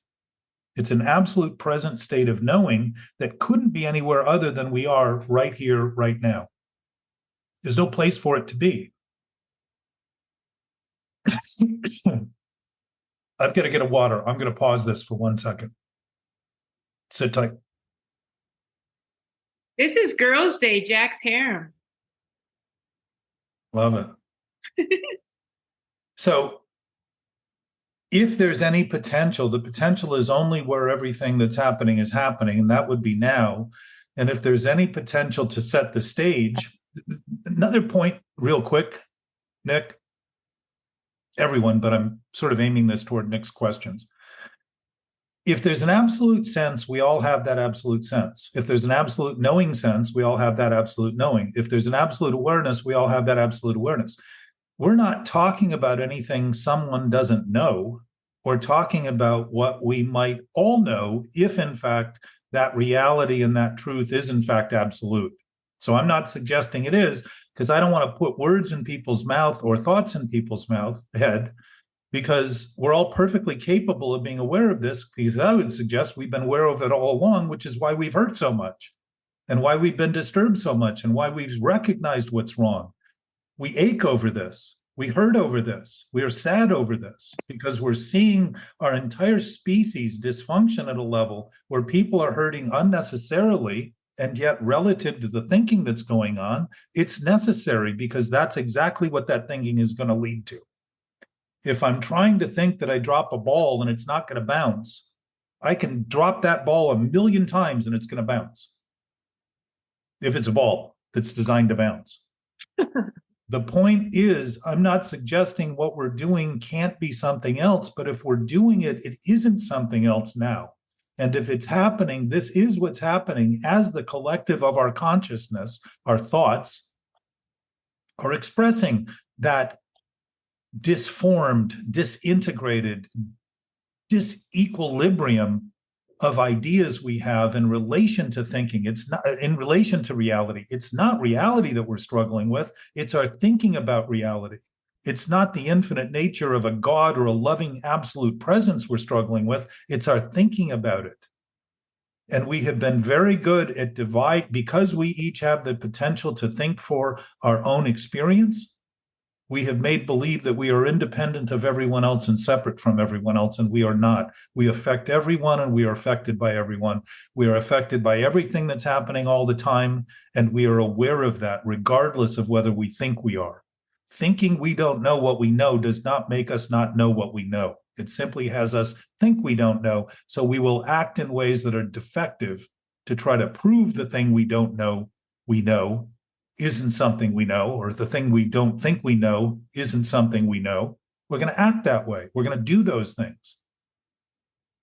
That chain reaction of reactivity is set off by a single thought, and it's only stopped once we stop and say, I'm doing this. I'm responsible for this. I'm dead center of this opinion I have about everybody else. It's interesting that we can be so clear about what's wrong with everybody else and yet be unclear about our own wrong in relation to everyone else, our own thinking wrong. It isn't who we are, it's something we do. It's simply a function of our humanity. If we are thinking from a spiritual sense, we are thinking of an inclusive, everyone having what everyone has, and starting to recognize that that is in fact our existence, rather than make believe we have to get there before we can realize those things. Just start to simply talk about them and know that light always overcomes darkness. Always. When you bring in light, it always wins the seeming fight of darkness. And this awareness is a light. It is the absolute nature of existence. It is the absolute nature of that white present light. We're talking about reality and truth rather than talking about what we think about it. And the stories we tell all are emblematic of the thinking we do and the launches we take in all these disparate directions. The fact is, it doesn't affect reality and truth at all. It affects only what we think of it and our experience, and it has a dramatic impact on how we feel about what's going on. Jack,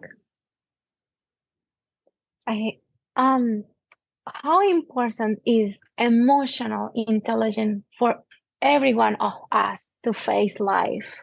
How important it is emotional intelligence? My sense is it's our body language. Our body is telling us information about how well we're doing with our thinking, because there's more knowledge in our body than just our brain. Our cells have knowledge. Our organs have knowledge. They all have a makeup that's designed to allow them to do what they do. And they're doing it in concert with everything else pretty well, to the degree that we barely think about it at all. And it's the most important thing our bodies are doing every day to survive. We don't pay any attention to it. And we think what we need to be thinking about are things not happening as a priority, right? So if we're listening to our body language, we're actually listening to a very clear representation of how well we're doing. And part of that language is, I feel disturbed.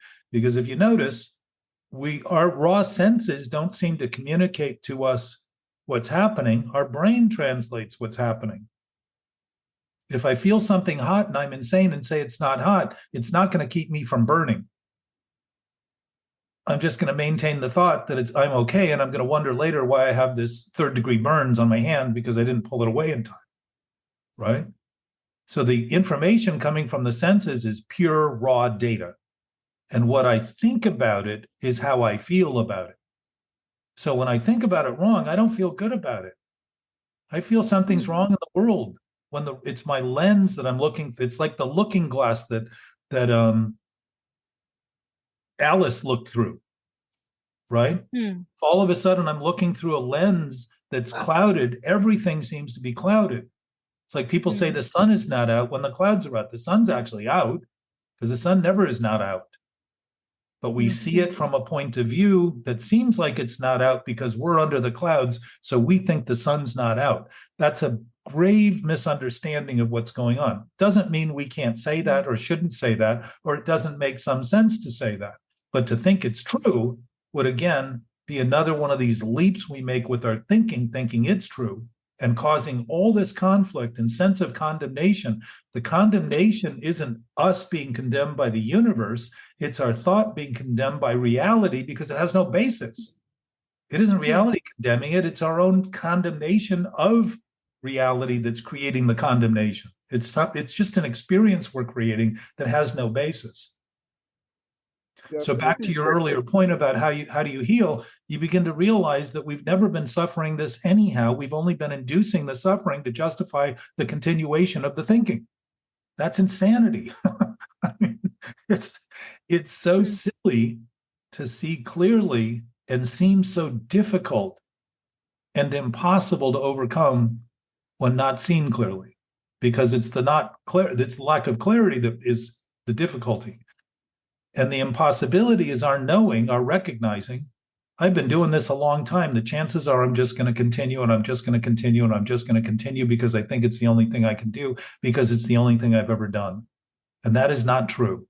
That's just another justification and another rationalization and another attempt to make insanity sane.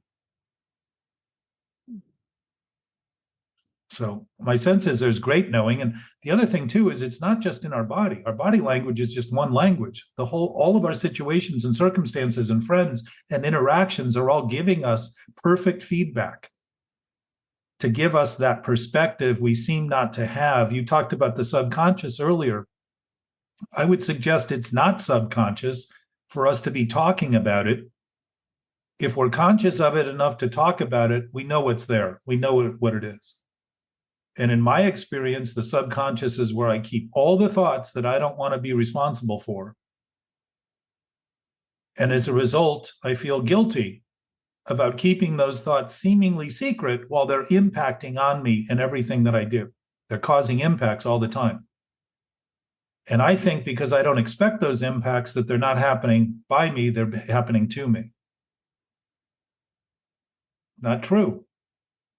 I know it's in my subconscious, but I think if it's in the dark, like kids with the lights off, they think there's ghosts very often because they can't prove they're not there. But when the lights come on, that's never enough when the lights go off again.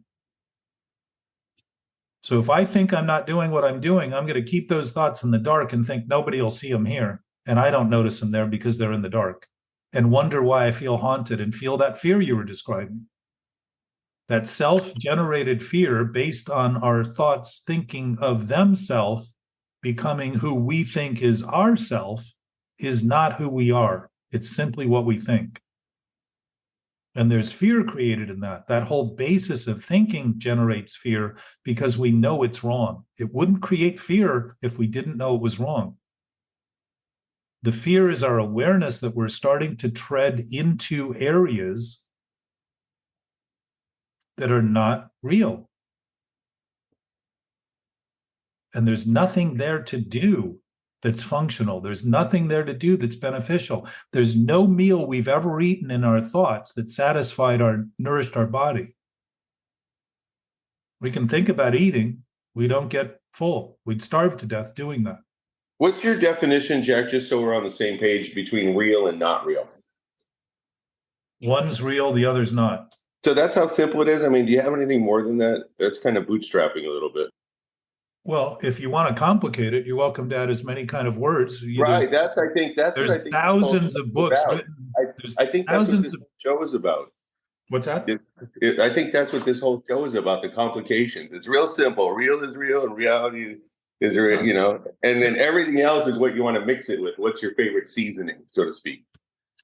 Well, if it's real and you just deduce that, then that's over. Now you know how to think about reality in real terms, period. Boom, done, over. Now your thinking starts to become clear and you'll start seeing the accountability you have for the thinking you do about what you think is real. And you will start quickly saying, the disturbance I'm experiencing is actually telling me this isn't real. It's just a thought. Exactly. And what I like to do is easier is just leave the lights on all the time. Why turn off the lights? Well, I sleep better in the dark. If you're talking about real, what about those like experiments they've done where they have a group of people that all see the same event, whether it's a crash or an explosion or whatever? Exactly. Then they all have different, they have different recollections of how everything happened. Yeah. So you tell me what that would mean, given what we've talked about today.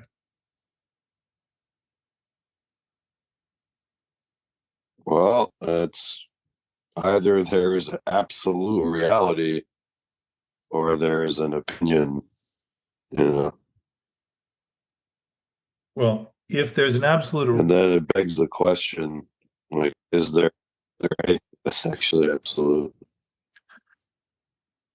Well, I don't think we would see different ways of thinking about it as different if we didn't have a basis of absolute understanding. The absolute would become all the different. The scientific method says that we have. Your words are breaking up. The scientific method says that we have to interpret things with our five senses. Okay. But that doesn't mean the things we're But if everyone interpreting is having a different... Think of interpretations. When a book is interpreted into another language, it's not the same book. In some way, it varies the impact. In some way, it is great books have been rewritten and rewritten and rewritten in different versions, different translations, to try to get the essence of that original book. The point is that if we're thinking differently, that's because we have the right to think whatever we want. It doesn't mean it doesn't mean the thing that happened was any different than what happened. It means the difference is in the thinking we're doing. So it again sort of serves the point of the discussion here. Subjective reality must mean there's something objective to be subjective about. And if the subject of our reality is what we think, and what we think isn't what happened, that can't be reality because it differs. Reality can't be different. It must be the same all the time or it wouldn't be real when we're talking in absolute terms. So it distinguishes the thinking we do.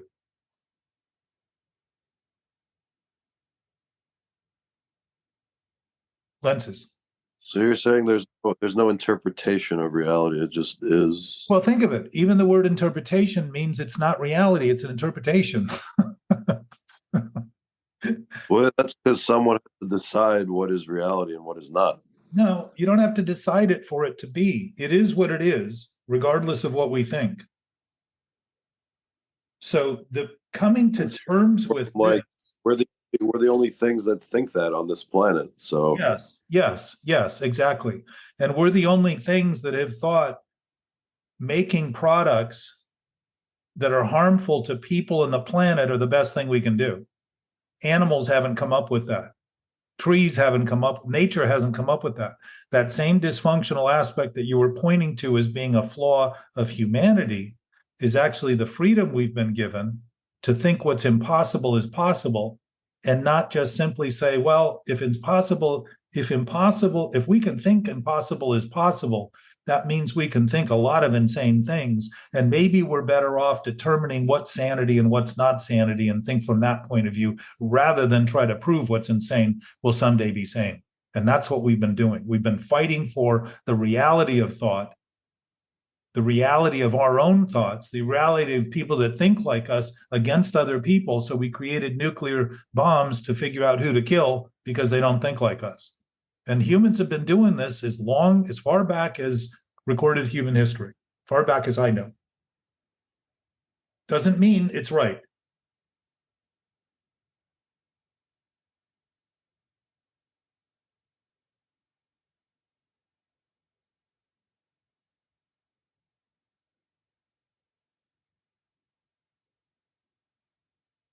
So interpretation is a conception, a concept of another's behavior when it comes to human endeavor from the dictionary. Again, it's a concept, like time is a concept, something we can think about, something no longer happening, we can think of as something that happened. But in fact, we're always thinking of it in the present. When the scientists look into the universe with the telescopes and they're seeing the past, they're seeing it only in the present, ever. It's always in the present that they're seeing it from. They're calling it the past, but it always seems to be conveniently present.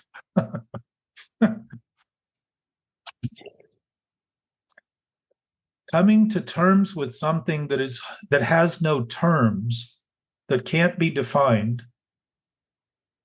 is only difficult when you think you need to understand it in the same way you've been trying to understand what you thought it was the whole time. It's not going to come from the old thinking. It's going to come from a sense of knowing, and I would suggest to each of you that you each have a sense of knowing that is much greater than you think. And you've always had inspirations that often are kept to ourselves because it seems preposterous to talk about the great things we know we're capable of.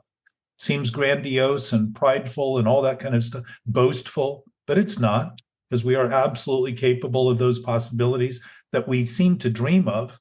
Think of dreams. They're concepts.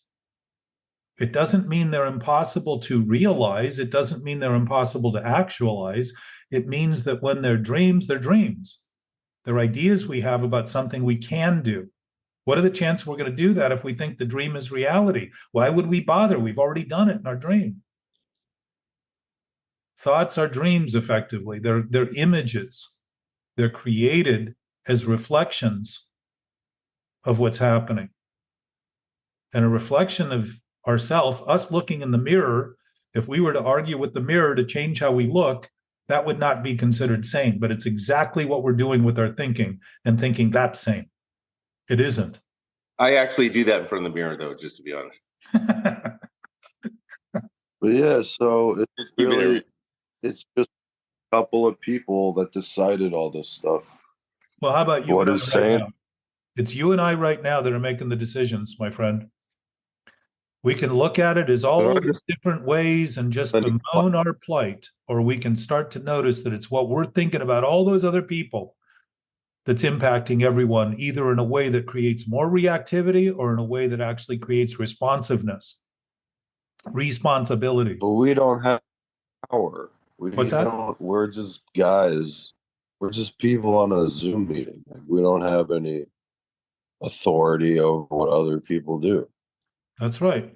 And I'm just saying, it sounds almost like let me say this thing of like a couple people. It sounds like you're having a problem with this cold aspect, right? Everybody's doing what they're doing, aren't they, Nicholas? Nick, isn't everybody doing what they're doing right now? Yeah. Okay. And so everything you do interacts with everything everyone else is doing, right? Not everybody, like some Everyone. people, sure. Everyone. Do you know that Well, every I'm in contact with people in New York City.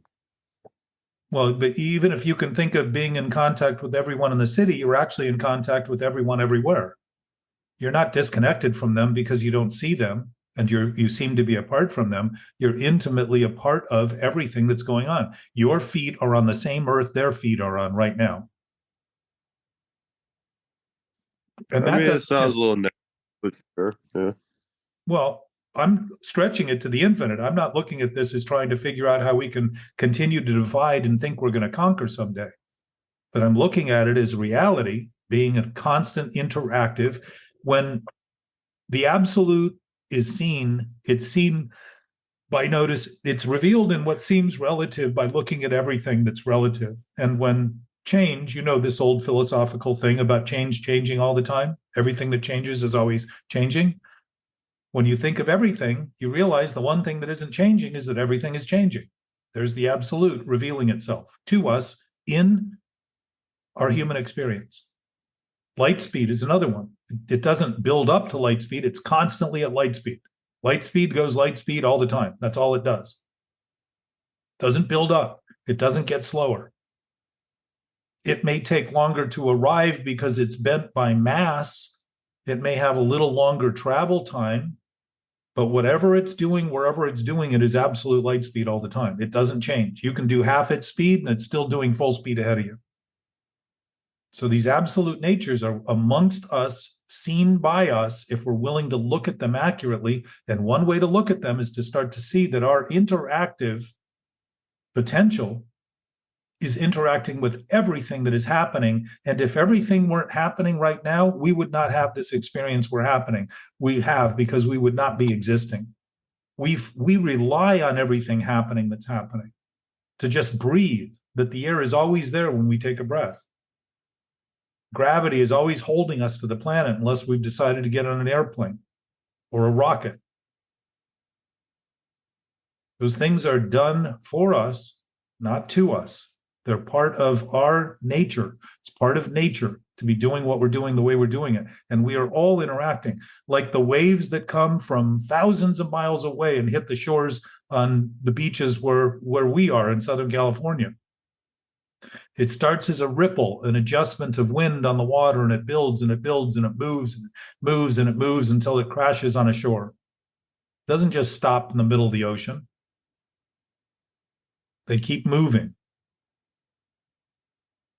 Sound, all the radio signals all the radio programs we've ever emitted are still in the universe. And anyone with a radio at whatever the time difference between they were originally spoken or broadcast and today, whatever that distance is, anyone with a radio there could receive that information. Let me ask you a quick question, Jack. Let's say somebody is struggling with the trauma, post-traumatic stress, something bad happened a long time ago, and they said, Jack, I just can't I'm having problems with this. What do I do? What would your answer be? Well, first of all, you call it post-traumatic, and it's not post, it's present, which we already went over. Good point. So you explain that to them. Well, I don't think you have to explain it. It's happening presently to them. Yeah. The point is, none of this has to be talked about at all. But my experience is that when you talk about things honestly, people start having epiphanies because they already know. They start to wake up to that aspect of their own experience that is knowing and absolute and completely intact and doesn't waver. And because we're so used to the addictive thinking, we think it's preposterous to think that anything can be stable because we've been so addicted to this instability that we've created. We think that is reality. It isn't. We know, and it isn't rocked. It isn't disturbed. It isn't uncomfortable. It isn't a disturbance at all. It isn't in conflict. There is no conflict that's possible in something that doesn't have parts. It's seamless. It's absolute. That's beautiful. Well, thank you. I think it's a good description for beauty. When you think of harmony, it's the unity. It's silence becomes harmony because you realize that the silent state of something that is invisible, literally, the indivisible is invisible to us by our eyes, but Right. it is a present awareness that we see through knowing, just like we see through understanding at the human level.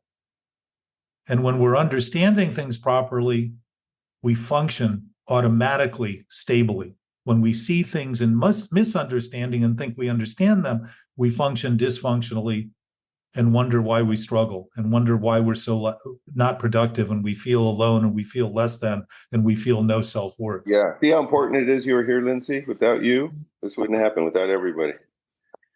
Oh, I like to your question because science says something different, totally different.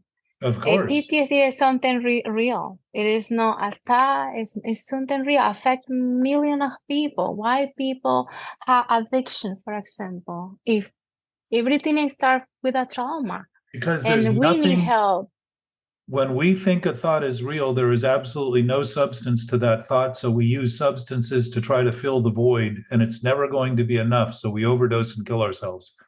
That's what addiction is. It's real because has something behind that. For example, if nothing, this is real.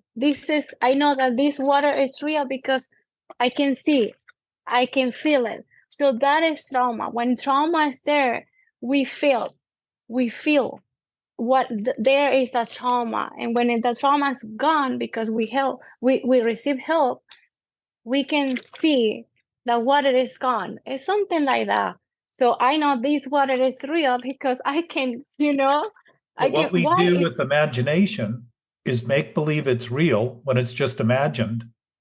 And then we feel the effects of it because we think it's real, and the effects are being caused by the conflict between our thinking and reality. And what are the effects? Depressing, anxiety, stress, the need for something to feel better. That's what addiction is driven by. So that is why it isn't to say that imagination isn't imagination, or that thoughts aren't creative, or that thoughts don't exist. Thoughts seem to exist, but what we think about is a choice. The substance of our thoughts, if they have no basis, have no substance. And to think of that as reality is a problem. It's a major problem, and science has actually confirmed that thoughts are real, supporting the contention that insanity is real. Insanity can't be real. It can be a condition that we create by thinking things that aren't real are real, which is exactly what insanity is defined as: seeing and hearing things that don't exist. If we're having a conversation in our head about things that don't exist, trying to figure them out, trying to think better about them, that's insanity. That isn't reality. It's actually a delusion. If I am dealing with a trauma because of I don't have trauma, thanks God, no, now. I know about this. I am recovered for something. But if I met somebody who has a similar experience that I face, for example, betray, again, with the same thing, and how I know that I have something there who is bothering me is because I need to heal. I need to understand, why am I feeling this way? Or if it's the fantasy, why every time I am with somebody who was betrayed, or when somebody betrayed me, I feel the same pain. So I think we need to understand why we feel that way that we feel, because it's real. It is real. So we need just to fix that according to science. We need to rewire our brain. That's it. It's so simple. So let me ask you a question. If science was right, do you think that suicide would be at an all-time high right now? Science is right because they have proof about what happened with people who if they have proof, for example. Wouldn't a high suicide rate be the proof? Because I think those people, they don't have a help. They don't have a skill to work on themselves and understand what happened. They need to know what happened with them. But they need to understand. Lindsay, if this conversation has any merit, it's what they're thinking now that's causing the trauma. It's not what happened. It's not all this stuff we have to think. We think it's real, so we think there's a past to heal. There is no past. It's in the present thought of as the past that the problem is. If we're not seeing what we're doing, if you were the one causing the trauma and you were the one in trauma trying to heal the trauma by thinking more about it, how possible do you think you'll solve it if that's the case? Oh, well, not thinking about is I know people living their life with a lot of pain and they don't know how to conquer that if you and I moment. can't talk about it honestly right now, why wouldn't they be living in pain? You're talking about people actually thinking in ways that you have an idea about all the things they need to get to that place where they're finally able to see it, but you're not noticing it's what they're thinking about now, what you and I are thinking about now, that's incorrect, that causes the environment for them to feel it's impossible to get better because they're living with other people promoting ideas that are impossible in their midst and thinking there's no hope for them whatsoever. We're doing it right now. The fact is, the pain is in the present, always. Always. There's no more trauma than what happens presently. There is no other place that anything ever happens. If we are lying about the basic nature of nature, what are the chances we're going to get better continuing to develop those lies in ways that we think thinking is solving, when in fact thinking is actually recreating it in some new way? And we generally think things are solved when they get a little better, but we don't notice 30 and 50 and 100 years later, the problem still seems to be going on and getting worse. We're not honest about what's happening. Whatever we have done in the last 200 years in terms of mental health has apparently not worked. Something is going on we're not talking about. Something is happening that we're acting as though it's not happening. That's insanity at the level of education. And social policies are helping people get worse. They're giving them more and more room to get worse and die on the streets. If any of us did that on our own properties, we would be arrested for negligence, homicide, manslaughter. Cities, especially in Los Angeles here, have allowed people to do drugs and get worse. San Francisco is another good example. The policies have been give them more freedom, give them free needles, give them more drugs, make it all free. And what's happened? The suicide or the overdose rate has gone up astronomically. We've never seen it. That's thinking causing those things. And it's not.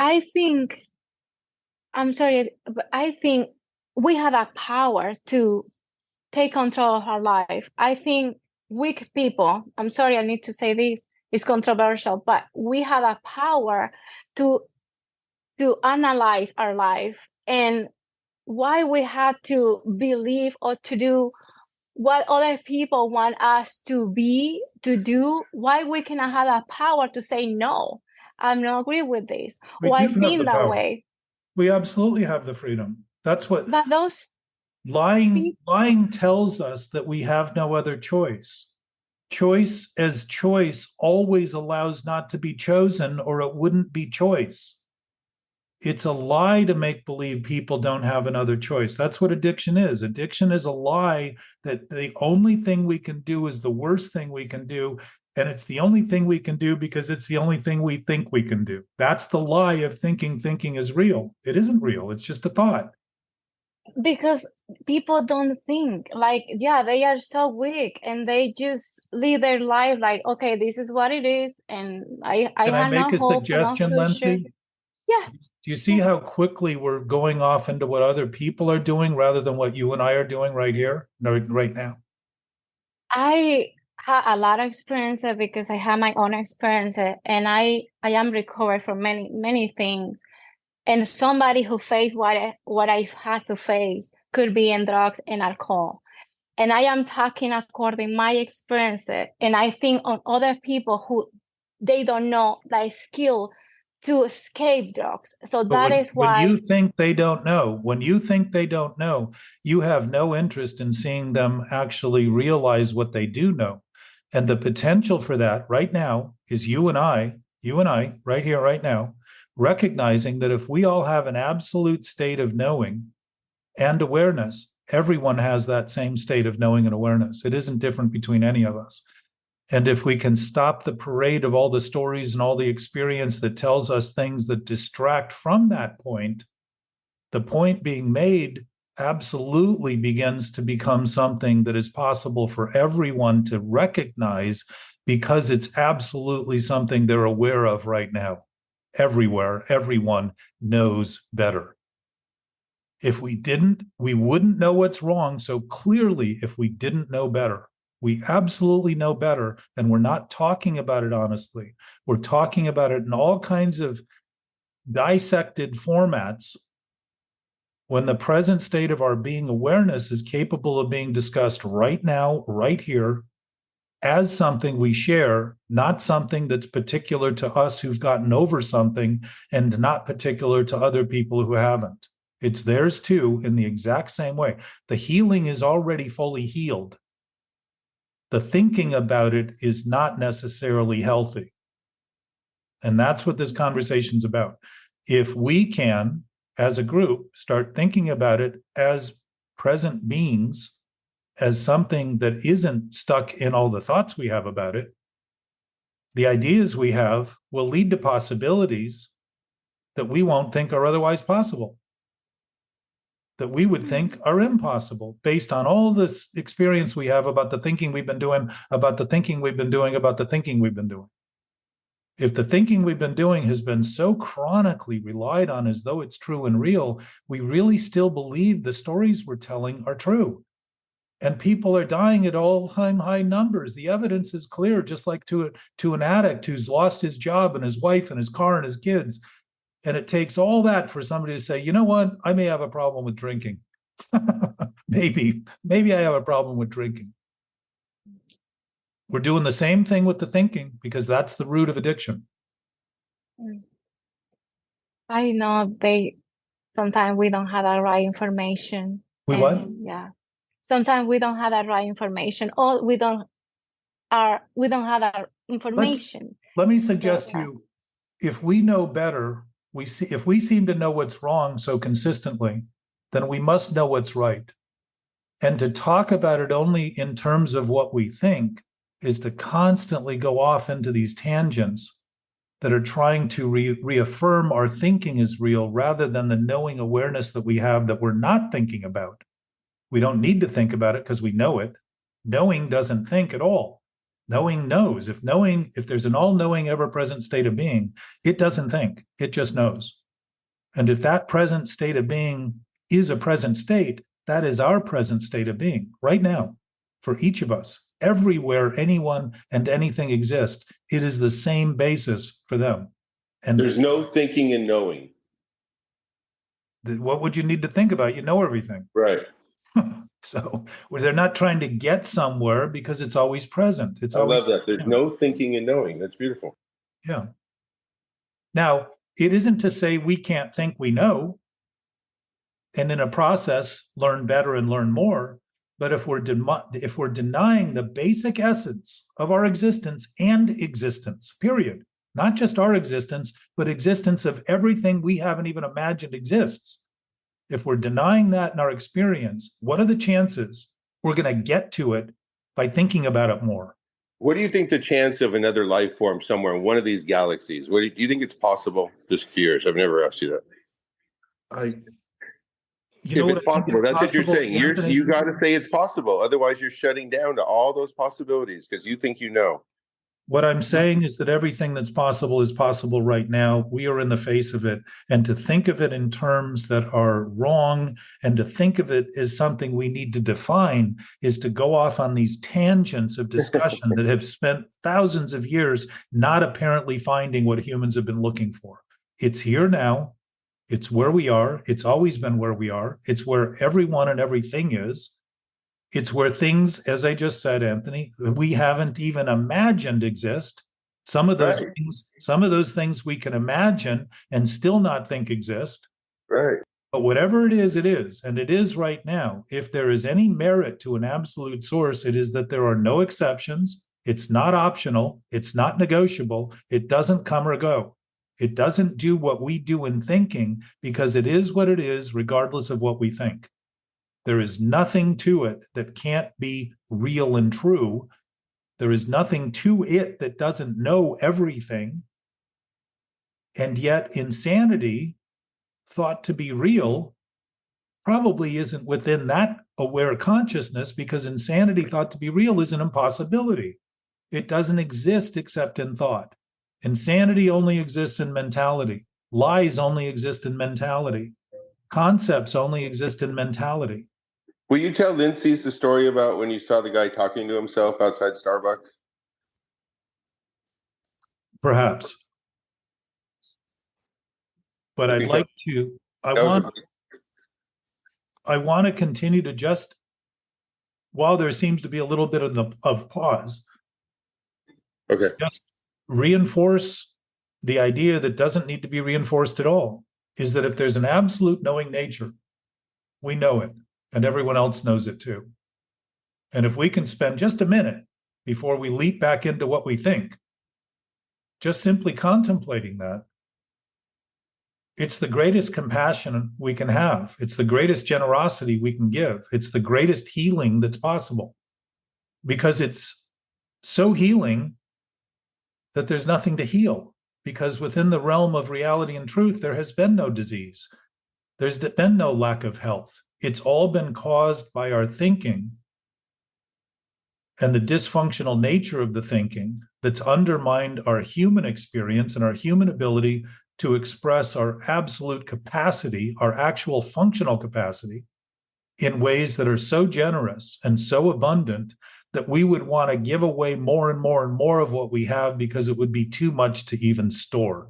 And we wouldn't want more, we'd be giving away more naturally, because there'd be no end to it. My sense is, if you think of healing, consider that. And healing starts to happen very quickly, because you begin to realize that this abundant nature is not some rare, odd thing we need to find. It's been the nature we've been denying exists where we are. And to do that sets us off on thousands and thousands and thousands of other roads that never seem to find what they're looking for. Even you too sang about that. That's what I was going to ask you. Where are those roads leading to, though, if they're not actually going there? Around and around and around and around. That's right. But I'm getting such good gas mileage. So if those roads are delusional, they have nowhere to go. They've never gone anywhere. We only think they did, and we thought they were, when in fact that's just been a delusion. It's literally been a thought taken so seriously as to be real. And Lindsay, to your point, we're feeling the effect of that sickness. We're witnessing the effect of it, and we're thinking that because we feel the effect, it's like if I was sitting here and really believed that somebody was hovering over me ready to stab me, and really believed that that was going to happen, I would probably feel fear, right? Just like we do when we see a horror film, or we see a dramatic film that brings tears. Those things aren't actually happening. They're images being projected, but we respond to those images. We feel those images. We're connected to those images, and we feel there's a feeling in our body about it. It's the whole point of telling stories and making movies and having plays. Because it evokes an involvement that we might not otherwise be able to evoke or feel in situations that can seem overwhelming or too personal. When we see it for others, it's a little bit easier sometimes. It doesn't mean that the film is reality. It's a film. It's reality as a film, but it's not reality as people did what they did to make it happen, but now it's being replayed and replayed and replayed because it's digitized today and just played. It's a projection. We are all just actors upon the stage. Shakespeare named most of these things and talked about most of these things. He talked about love being an ever-fixed mark. When change it finds, it does not change. He's describing the absolute nature of life. He's describing thinking. He said something to the effect of, there is no good or bad, but to thinking it is so. Because things are just what things are. Things out there aren't saying, I'm good, I'm bad. They're just doing what they're doing without an opinion about it at all. They're just doing what they're doing. And if that wholeness is our wholeness, if that wholeness is the totality of our actual essence, and we're missing that and not addressing that, we're acting with it while we're mistaking our identity and trying to act out on the basis of thoughts we think we understand that are wholly misunderstood to make believe they're the only thing we can do and the best thing we can do, and not notice the harm that is created as a result of that, and think that by not paying attention to the harm, we're not doing it, so we blame and shame other people to isolate ourselves and wonder why we feel alone and we need somebody. We're never alone, but we can think we're alone. And when we're thinking thoughts that have no basis, we feel very alone because we're feeling the basis of our thinking is absolutely empty and void and has nothing to offer. We always have the Lord. The what? The Lord. The Lord? Yeah, I like to say the Lord. The Lord.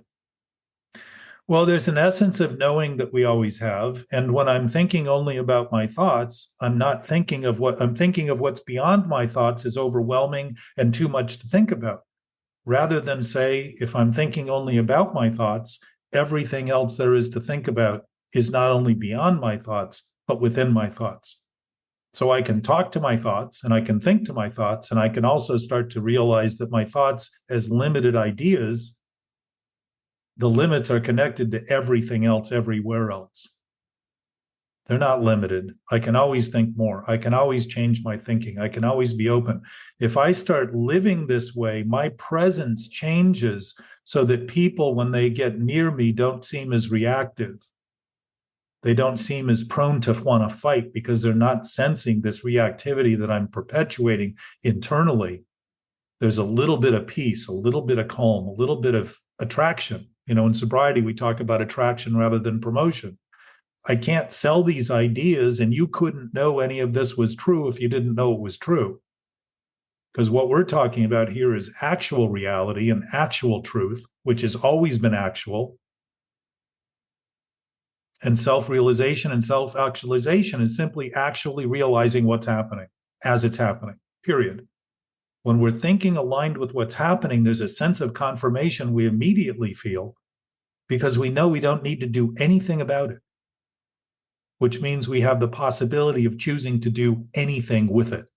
And generally coming from that peace, we make decisions that are not desperate, but actually beneficial and actually aligned with reality, actually steps we can take in a direction we can head that can be achieved rather than just as some dysfunctional idea that and then never you could gets go us anywhere. then you could go too far. Like after listening to you for a couple hours, my brother asked why I moved a statue or I moved it. And I said, I like to hold her and ask her how we're going to get through this without mom and dad there better. You know, instead of just moving a statue, it's like, it's really about like, I think I can get through this. It's so deep, or I can make it superficial, you know? So none of the things we're doing are wrong, Anthony. When you see those things, you can think of them in the ways you should or shouldn't do it. But as you just start noticing that you definitely have impulses based on things you don't always think you're thinking, Yeah. by starting to see that what we're really struggling with isn't always what we think we're struggling with, but what we don't think we're struggling with, what we don't think we're thinking. Bingo. To your point, Lenses, is that it starts to open up this. When I have a relationship to what I call my subconscious that's friendly and welcoming, all of a sudden those things that seem to be in the dark become available. They're in the light. And all of a sudden I start noticing that I have a lot of motivations that are not healthy. And a lot of things that have been driving me that people have probably been sensing that complement their own discontent and their own discomfort and actually help them become more reactive and want to act like they're nice, but wonder what's wrong and suspect me and all the kind of stuff. We have that awareness that's very much a part of our experience. So this isn't to discount anything we do, but to start having what we do just looked at and say, wow, if I'm thinking those thoughts, that is kind of depressing. No wonder I feel depressed. That's sad that I would even think those things. And it isn't sad to be thinking them. It's sad to be thinking we shouldn't be thinking them when we're thinking them, because generally that thinking is trying to convey to us something we stored in our body somewhere, some tension we have over a circumstance that's no longer happening, that we've never grieved for, we've never mourned, we've never shed a tear for, because we haven't admitted it was something we did that we were very unhappy for having done. Mm. Why are we unhappy? Because we know that we caused something that was wrong. We know that we did it. And to pretend that we didn't is to constantly just act like denial's our only reality. And to think that denial is our reality and base our thinking on it. Think of that in terms of the idea that thoughts are real. Maybe thoughts are real, Lindsay, but I would say the content of the thought, what we choose to think about, is a choice. And my language may be a little wonky in that, and thoughts are something bodies do. So we can, my sense is the closest we get to what's real and true is what's happening. And what's happening isn't what I think is happening, it's what's happening. So when I think of it, I'm thinking reality is what I think.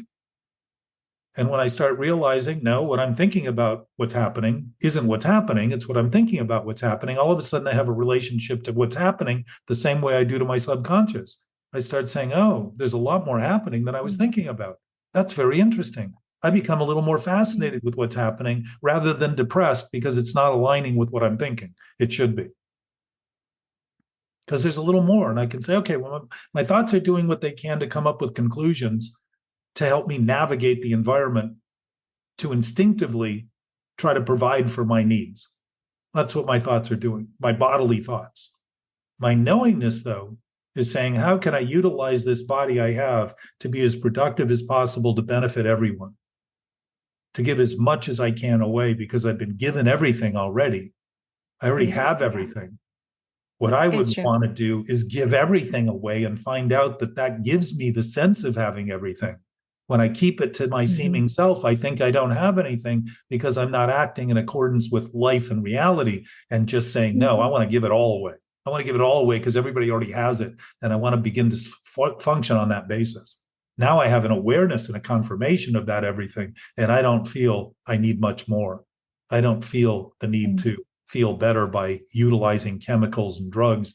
And the chemicals in my own bodily system start actually replenishing. The well-being chemicals in my body start to actually get activated and have me sense some of those things I thought I needed a pharmaceutical drug or some other drug to satisfy.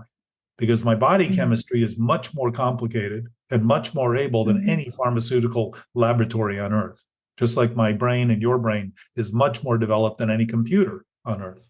All those things are metaphoric for us wanting to take control of life rather than see, when you were talking earlier about taking control, Lindsay, we're already in the control of absolute life. And it doesn't take any control because it doesn't have any threat. It's not at risk. It doesn't worry about us thinking lies and insanity. We worry about that. We worry for good reason about that. But life doesn't say, oh boy, we got a big problem here. Life says, yeah, be delusional, whatever, have dreams, hallucinate. You can have all those experiences. Love ultimately gives us the right to feel condemned if we choose to. And to think we don't choose to doesn't mean we haven't chosen it. Just like to think things aren't happening because we don't think they're happening doesn't mean things aren't happening. Just because we think we're thinking reality is real when it's not real doesn't mean reality isn't real. All these things are clever little ruses we can create in our own thinking, but they're juvenile and infantile. And I suspect maturity and growing older is preparing the next generation who's not only young, but being born with an environment that's conducive to growth rather than one that is causing suicide among single-digit kids now at the highest rate ever. And all other categories, as far as I understand and have read. That is not the world that people are comfortable in. And do you have any motivational tips, Jack, like the ways to get motivated on Mondays to jump up out of bed and take care of everything you need to do? Our natural health and wealth and vitality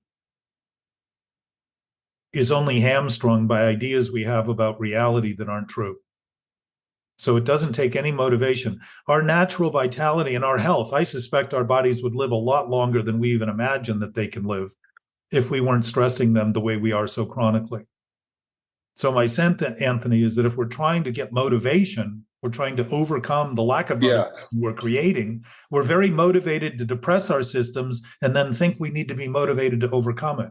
That's self-serving. It's like this. This is what Shakespearean tragedies were based on. This whole problem is coming from it's not the countries that the warring parties needed to worry about. It's the family in charge of the country they're trying to war to cause a war that are really the problems. The problem comes to each of us, thinking what we're thinking and thinking. It's not to say we can't do what we're doing, because if we're doing what we're doing, we can certainly be doing it. And if what we're doing is depressing, we can certainly cause depression.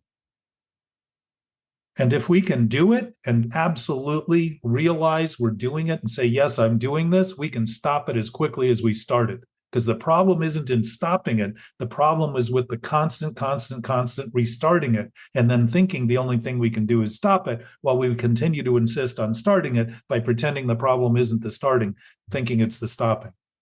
When you don't start something, there's nothing to stop. In Alcoholics Anonymous, it says it's not the 100th drink that gets us drunk, it's the first one. Do you know about co-conspirators, Lindsay? What they are? What is, repeat again to her? Co-conspirator. No, I don't know. I don't know if Janet is surprisingly quiet. It was a term that she coined, where you have to have friends around you, because you can't be the only one believing your story. You have to have only friends around you that will verify, co-conspirators. They'll say, yeah, you're right, Lindsay, that was so wrong, right? You don't want people around you go that you're full of shit. You want people that say, yes, you should be so upset. Well, we've been doing that as a civilization, which is what's helped continue to drive the mythology of our thinking to the point that we think it's real. Yeah, like all your friends or anybody's friends is always going to agree with it. You wouldn't want, like, anytime some friends don't agree exactly what I want, like they're out there. I have a very small friend group, It's codependency. Yeah, I need people that say, you're so right. Here's how you should do that. The past few nights, I had a show in Ventura, and then I had a show in Hollywood. Yeah, comedy show. And two separate friends took me to both events, and they both really dumped on me, and they were aware of it as they were doing it and apologizing. But I just said, I get it. I didn't add on to it. I just was like, I get it. And it helped not drain me. And the next day, they both messaged me saying they were sorry they dumped on me and they valued my friendship. And they both seemed in a happier mood. At the same time, I really like that I didn't be a co-conspirator with them. I also would love to have friends that don't dump on me. It's our thought that they're serious, Jackie, that rather than just see that people have thoughts and they're not always healthy. And as you see that and are aware of that, you're going to notice that you also don't always have healthy thoughts. And sometimes the unhealthy thoughts are the one you're having about their thoughts. And as that diminishes, you start having compassion and just let them talk to get it out. You could see that somebody was talking earlier, you were talking about neuroplasticity in thinking lenses. So thinking is very flexible, because if it's always changing, it's obviously flexible. It's always changing. When we think it's stuck, that isn't truth. That's a thought we have about something that's always changing. To think it's stuck is to think it's stiff. What do we become? Stiff. Our neck, our hamstrings, our glutes, all of our body starts to get stiff because we're manifesting the stiffness over the thinking we have that we think is stiff. And all of a sudden the body, through the anxiety and stress, assimilates that. Says, oh, you want to go there? Let's go. Here you go. Now you can't bend over. Now you throw your back out when you bend over. So the flexibility is beginning to see that people just think what they think. And all they're thinking is thoughts. That's it. And very often we think the clarity we have is in what we see in others, because when we think we are who we think we think we're in the thought. So like an eyeball, we can't see ourselves. So how do we see ourselves? Through others. So what do we talk to them about? We see in them what we're doing that we don't want to admit we're doing. So all it becomes is what we think of in you. As you see that, you start realizing, okay, they just want to talk. They want their words to have a vehicle called talk to escape from their mouth, to give them some perspective. So I'm going to let them do that. And they sort of confirm that by calling the next day and say, look, I really didn't want to do that. They're seeing, they really did want to do it, by the way. They're just seeing that what they did wasn't the best they could have done. And they're making amends to the degree that they're trying to bring some balance back to the instability of what they did. Now, that's pretty good example of the fact that we know better. Right. So when people are doing that, if you can sit back and take a breath and say, this is somebody thinking and they're telling me what they're thinking. It's just thoughts. They're just imagined. It's filled with ideas that they... Or try this, Jackie. Try this to see if it's even true. I'll tell you what I think they should have been. And then if it's the exact same three things, then you need to rethink this maybe. What are the three things? No, I'm just teasing you, babe. I love you. I don't care what they are. Tell me who they are. I'm going to get them. Oh no. It was interesting because the old me would have tried to fix it. Right. Yeah, look, Janet woke up when you heard about fixing it. I love it. Janet. Yeah, instead I just said, I get it. And I heard them. And that way I was a little bit drained from them, but not that bad. Jackie, part of it, and you and I have talked about this, is that some of what people are seeing are things we're doing that we don't think we're doing. Right. And part of the hardness of the hearing, literally hard of hearing, they call it, part of the hardness in the hearing is not really wanting to concede that they may be seeing something that we're actually doing. And my sense is the only things we ever react to are the things we don't think we're doing. Because the reaction, if we don't think we're doing it, we're already defensive about what we're doing. So anybody that gets near that defense creates a reaction. Because what am I going to do? Defend it. I'm already in a position of defense. So it sounds like the flexibility came around. It always tends to come around, especially the better. If you argue with people, they feel more justified in the argument. You ever notice that? Right. Now you're doing what they're doing, so they feel like what they're doing was totally excusable because you did it too. That's like something I think we learned in the sandbox at 3 or 4. Well, you did it first.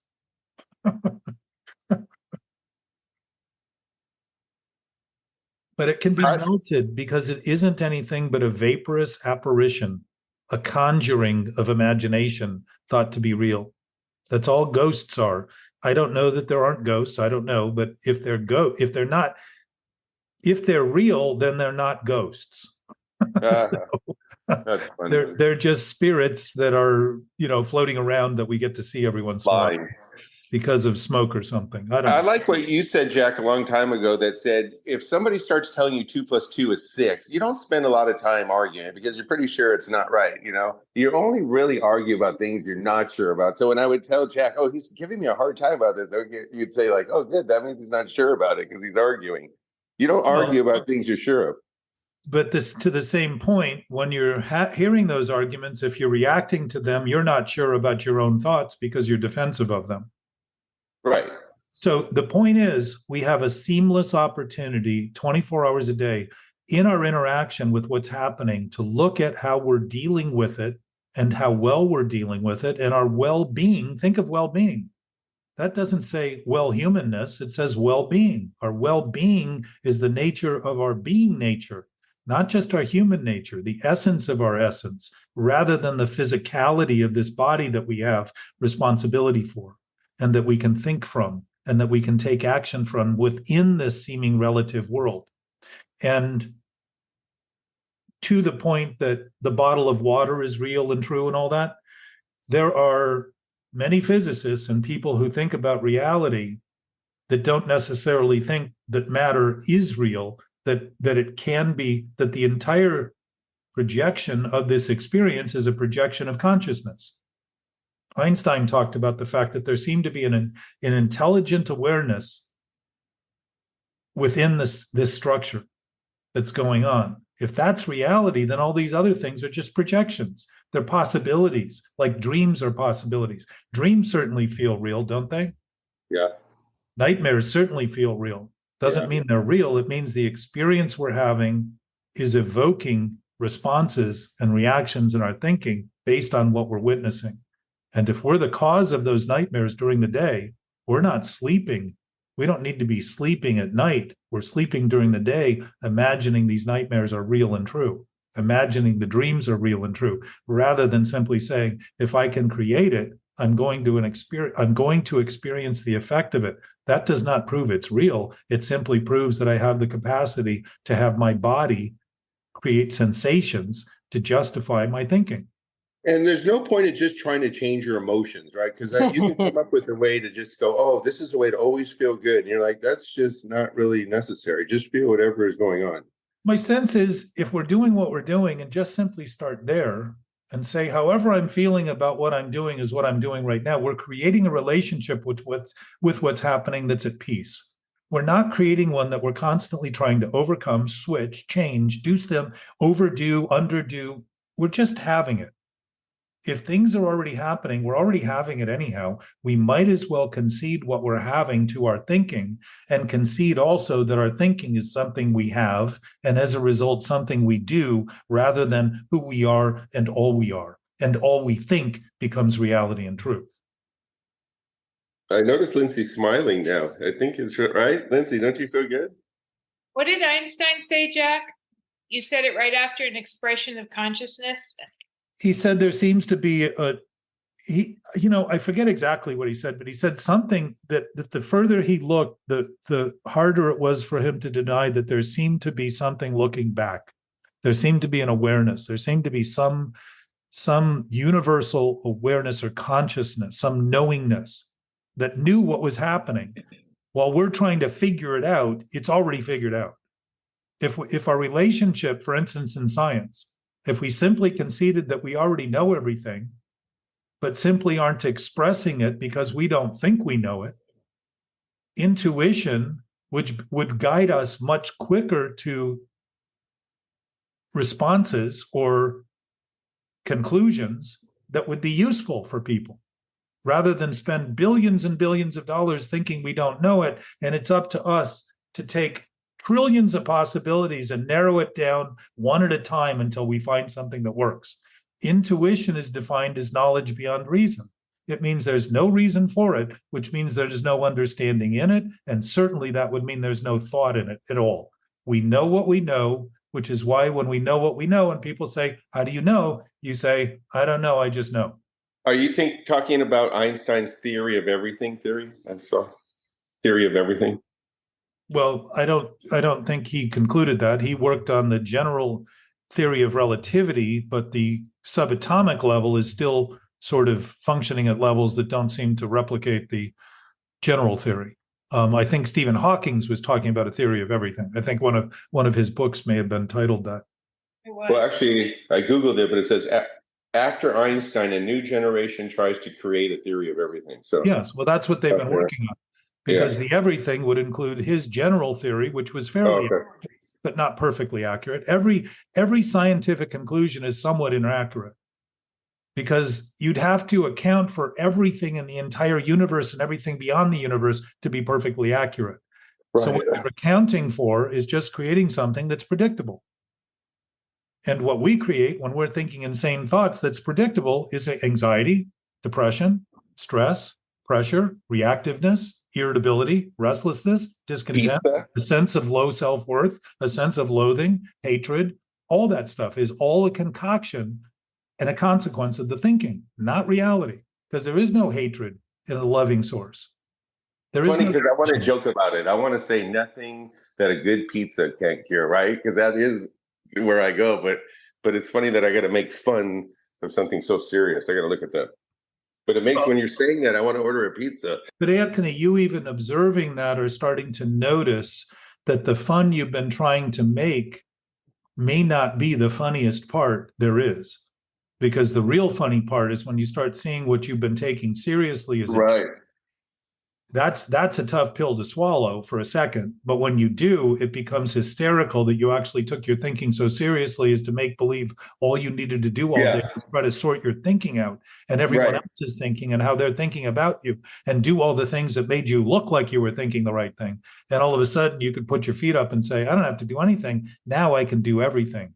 And what I'm going to do is certainly not more of what's dysfunctional, but I'm going to do what's possible, because what's possible is always possible, and what's impossible has never been possible. And what emotion would that be, though? What emotion sums that up? Like, which? I would say vitality and enthusiasm and inspiration and adventure and exploration and all of the things that would inspire us, because inspiration is about in spirit. It's about acting from the nature of our knowing rather than the unnatural thinking we know and the unnatural health that we think is disease. I've said this too many times to repeat, but I'm going to repeat it. We think that disease is natural and healing is a miracle.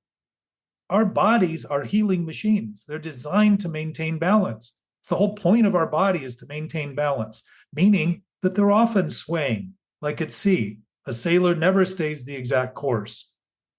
But if he doesn't notice where he's going and as a result keeps going off further and further and further, pretty soon he gets so out of balance and off course, he's never going to end up where he expected to be without a major adjustment. In our bodies, we get tipped over. We literally lose control of it. And all of a sudden we feel like this thing's happening to us, while the whole time it was happening, we pretended it wasn't happening until it got so bad we couldn't avoid it. That's where that pain is the touchstone of spiritual growth comes from. We seem to want to tolerate pain before it's intolerable, and then all of a sudden we say, okay, I'm ready to look at what I'm doing. So do you think the answer, Jack, is to really study emotions more and really be an expert on emotions, and then that way you could know your emotions better and change them? We already know. You're so bad. We already know. We know exactly what they are. We've been calling them something to get away from rather than thanking them for the clarity they're offering us. Our emotions are a textbook for what we're thinking. They're a textbook for our experience. They're giving us perspective so that we can see more three-dimensionally what we're doing and how well we're doing with what we have. Why? Because we're designed to have so much that all we want to do is give it away and cooperate and support others, to maintain health, just like our body does. We undermine our own homeostasis, this balance, this natural balance that bodies have, by throwing ourselves out of whack and creating instability when it's all being created simply in our experience as a result of the thinking we're doing. It isn't reality. It's simply an effect we're experiencing, just like we do in a horror film. We feel afraid when we see things that seem objectionable. We're not seeing reality. We're simply aligning with what we're doing. We're actually creating an image and likeness of our thinking. And when we don't like it, we're repulsed by it. I would say that we are repulsed by lies because we know better, and the repulsion is the reactivity. We're sick of it. We know it. It causes sickness. It causes disease. We know it and think there's nothing else we can do to justify continuing to do it. That's mental illness in its full face and its full glory, if there is any glory in it.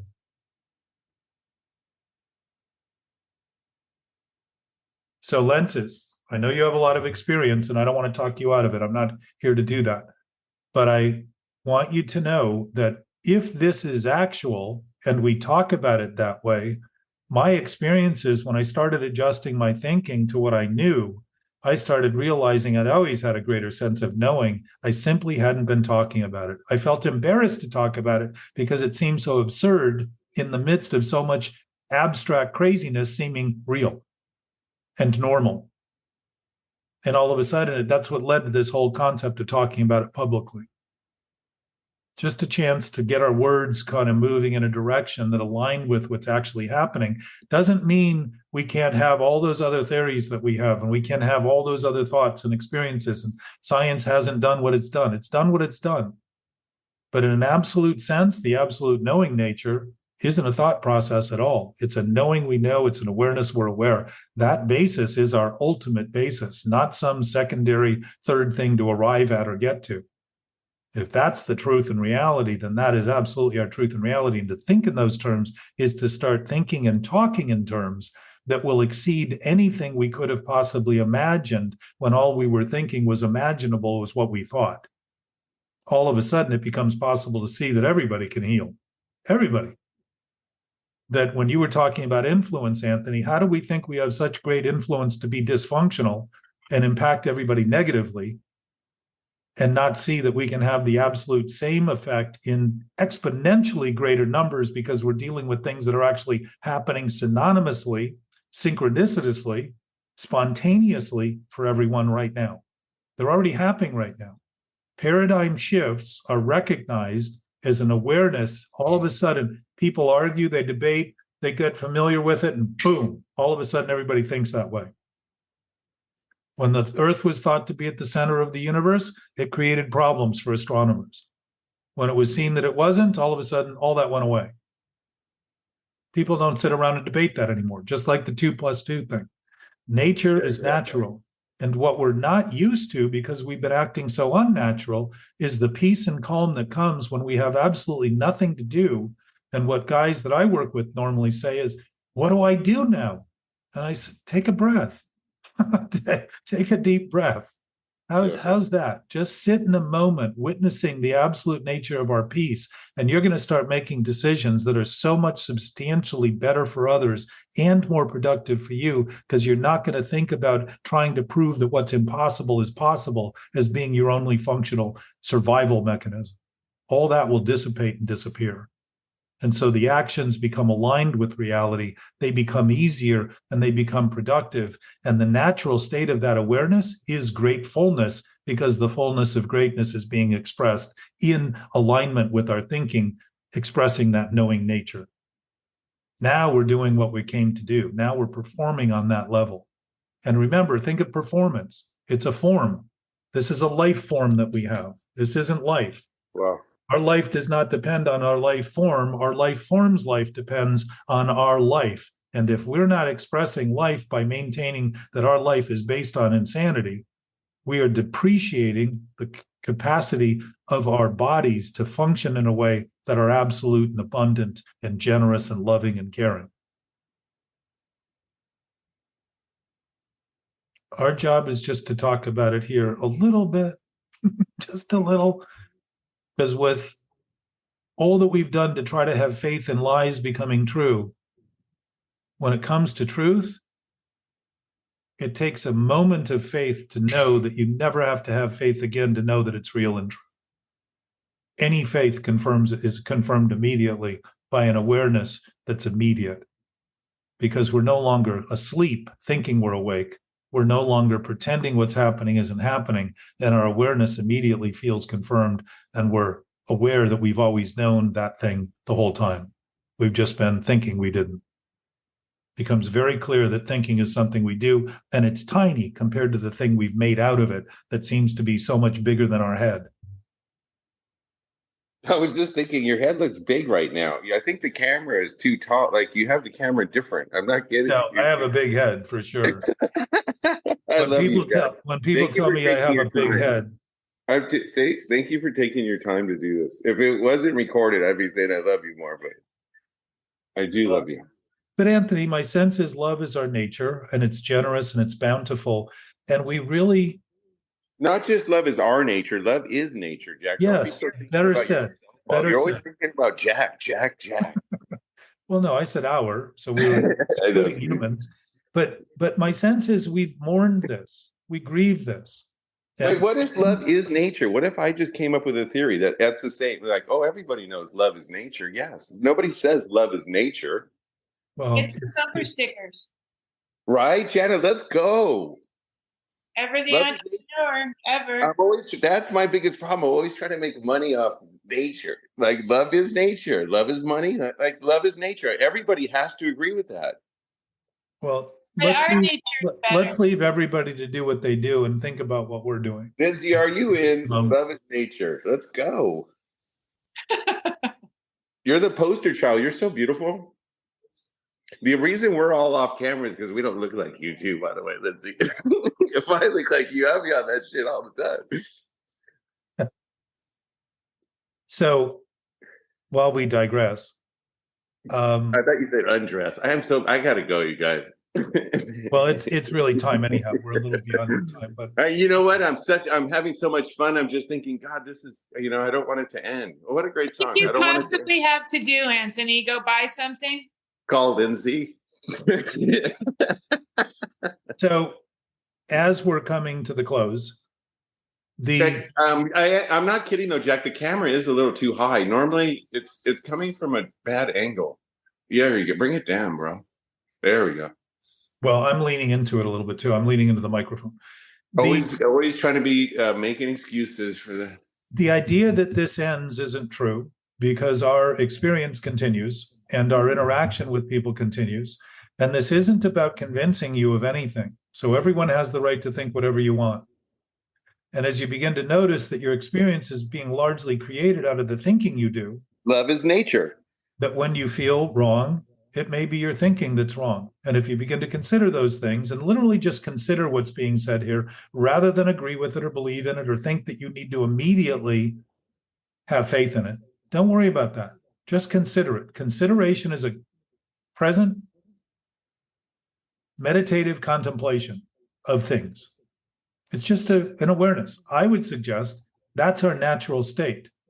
We've been watching our thoughts the whole time we've been having thoughts. We've been watching our experience the whole time because we're observers of that experience. Our knowing essence isn't seeing through our eyes. Vision is the totality of that awareness of that knowing state, our present knowing state. That's real vision, because vision sees the indivisible as substantive rather than invisible. We see the invisible as nothing. We think of it as nothing. But even in physics, they're beginning to realize that nothing actually has more matter in it than everything we thought mattered. Interesting parallel to what we're talking about. What we think we don't see ends up becoming the substance of life, when in fact, in that present knowing awareness, we see it not visually, but in a present state of awareness that sees as a knowing awareness. It knows, and it confirms our presence as humans being. Our being human is human being. It's beginning to express the being nature of our spirituality through our human experience and sharing that bounty, that infinite resource that everyone has, that everyone already has, that everybody is already intact with. The amount of sickness that we think we need to get over becomes a speck of dust in the universe compared to this thing that we think by focusing on it closer gets bigger and bigger and bigger as we look. Hey, Jack, so I'm reading this book, the 50 Miracle Principles, the Principles of A Course in Miracles, and I opened the book and it says, Lesson 134 tells us, whenever we're tempted to accuse anyone of anything, we should first stop and ask ourselves, would I accuse myself of doing this? We are the victims only of our thoughts. Therefore, we have not victimized anyone, ultimately not even God, and this undoes the whole ego thought system. In other words, to be in the world is not of it. Yes. That's you. You say this every single meeting that we have. Yes. You. I'm obsessively repeating. Yeah. Well, so yes, the other thing too, I wouldn't even accuse myself of doing it if I'm doing it. I would simply concede I'm doing it. Right? I don't need to accuse myself to concede that I'm guilty for doing whatever I'm doing. And we feel guilt and shame because we know we're guilty and we're ashamed of what we're guilty for. And look at the word recuse. When a judge has to recuse himself, it's almost like accuse. Well, it's the opposite. Right. He can't accuse the accused when he recuses his position. Whoa. Anyway, I love you guys. I love you bearing with us too, Lensis. I know that this can be a mouthful. Yeah. I know it can be a mouthful and a head full and seem like a little bit much and be a challenge. And my experience when I started seeing this is I noticed I had a lot of reactive thoughts that were automatically defending something that didn't even exist. And as I started to see it accurately, it just dissipated very quickly. It dissolved. It wasn't resolved like I had to constantly fix it. It dissolved, and I said, oh, it wasn't, there was nothing there but the thought I had thinking there was something there that I was struggling with. And boom, it wasn't one thing that went away. It was probably thousands of thoughts that dissipated and disappeared. Thanks, Jack. Lindsay, Jana lives in Hawaii. She's in beautiful Maui right now. Oh. You can be usually treated only unfairly by yourself. No one can do anything to you. As Jana laughs. Right? Well, because I was kind of in a little maudlin mood, and I've been trying for the last 4 freaking hours to not cast blame on someone that I feel like we're co-conspirators in a dirty little thing. And I keep saying, I'm responsible. And I know that I am responsible, but I was still feeling that weight of, I don't know, the ugliness or the guilt or whatever. But now I don't anymore. Fuck it. It's all about me. It's true. Well, that's that. Yeah. It was good until that last thing. I like love is nature. I'm going to church now and talking to the pastor. I'm going to tell him what a dirty little whore I am. And, then I'll feel better about that too. Aloha. See you, kids. Love you. Be Love well. you guys. Bye, Lindsay. Thank Bye, you. Jack. Thank Bye, you, Jana. Anthony. Think Bye. also, Bye, Jack. 168 hours in the week. We've just spent a couple of them. The rest of the And then just stay on, Lindsay, because Jack and I want to talk to you after. We're going to turn off the recording real quick. The rest of the week is to apply this and to try it on, to wear it, just see how it fits. Just not by deciding you love it, want it, have it, just maybe. Think of it as maybe. Maybe you consider it. Maybe it's possible. Start to consider these things and see the effect that it will have. That's the job during the week. Talk about it openly if you have. And then just stay on 1 second, Jack, would you? After and then turn off the recording.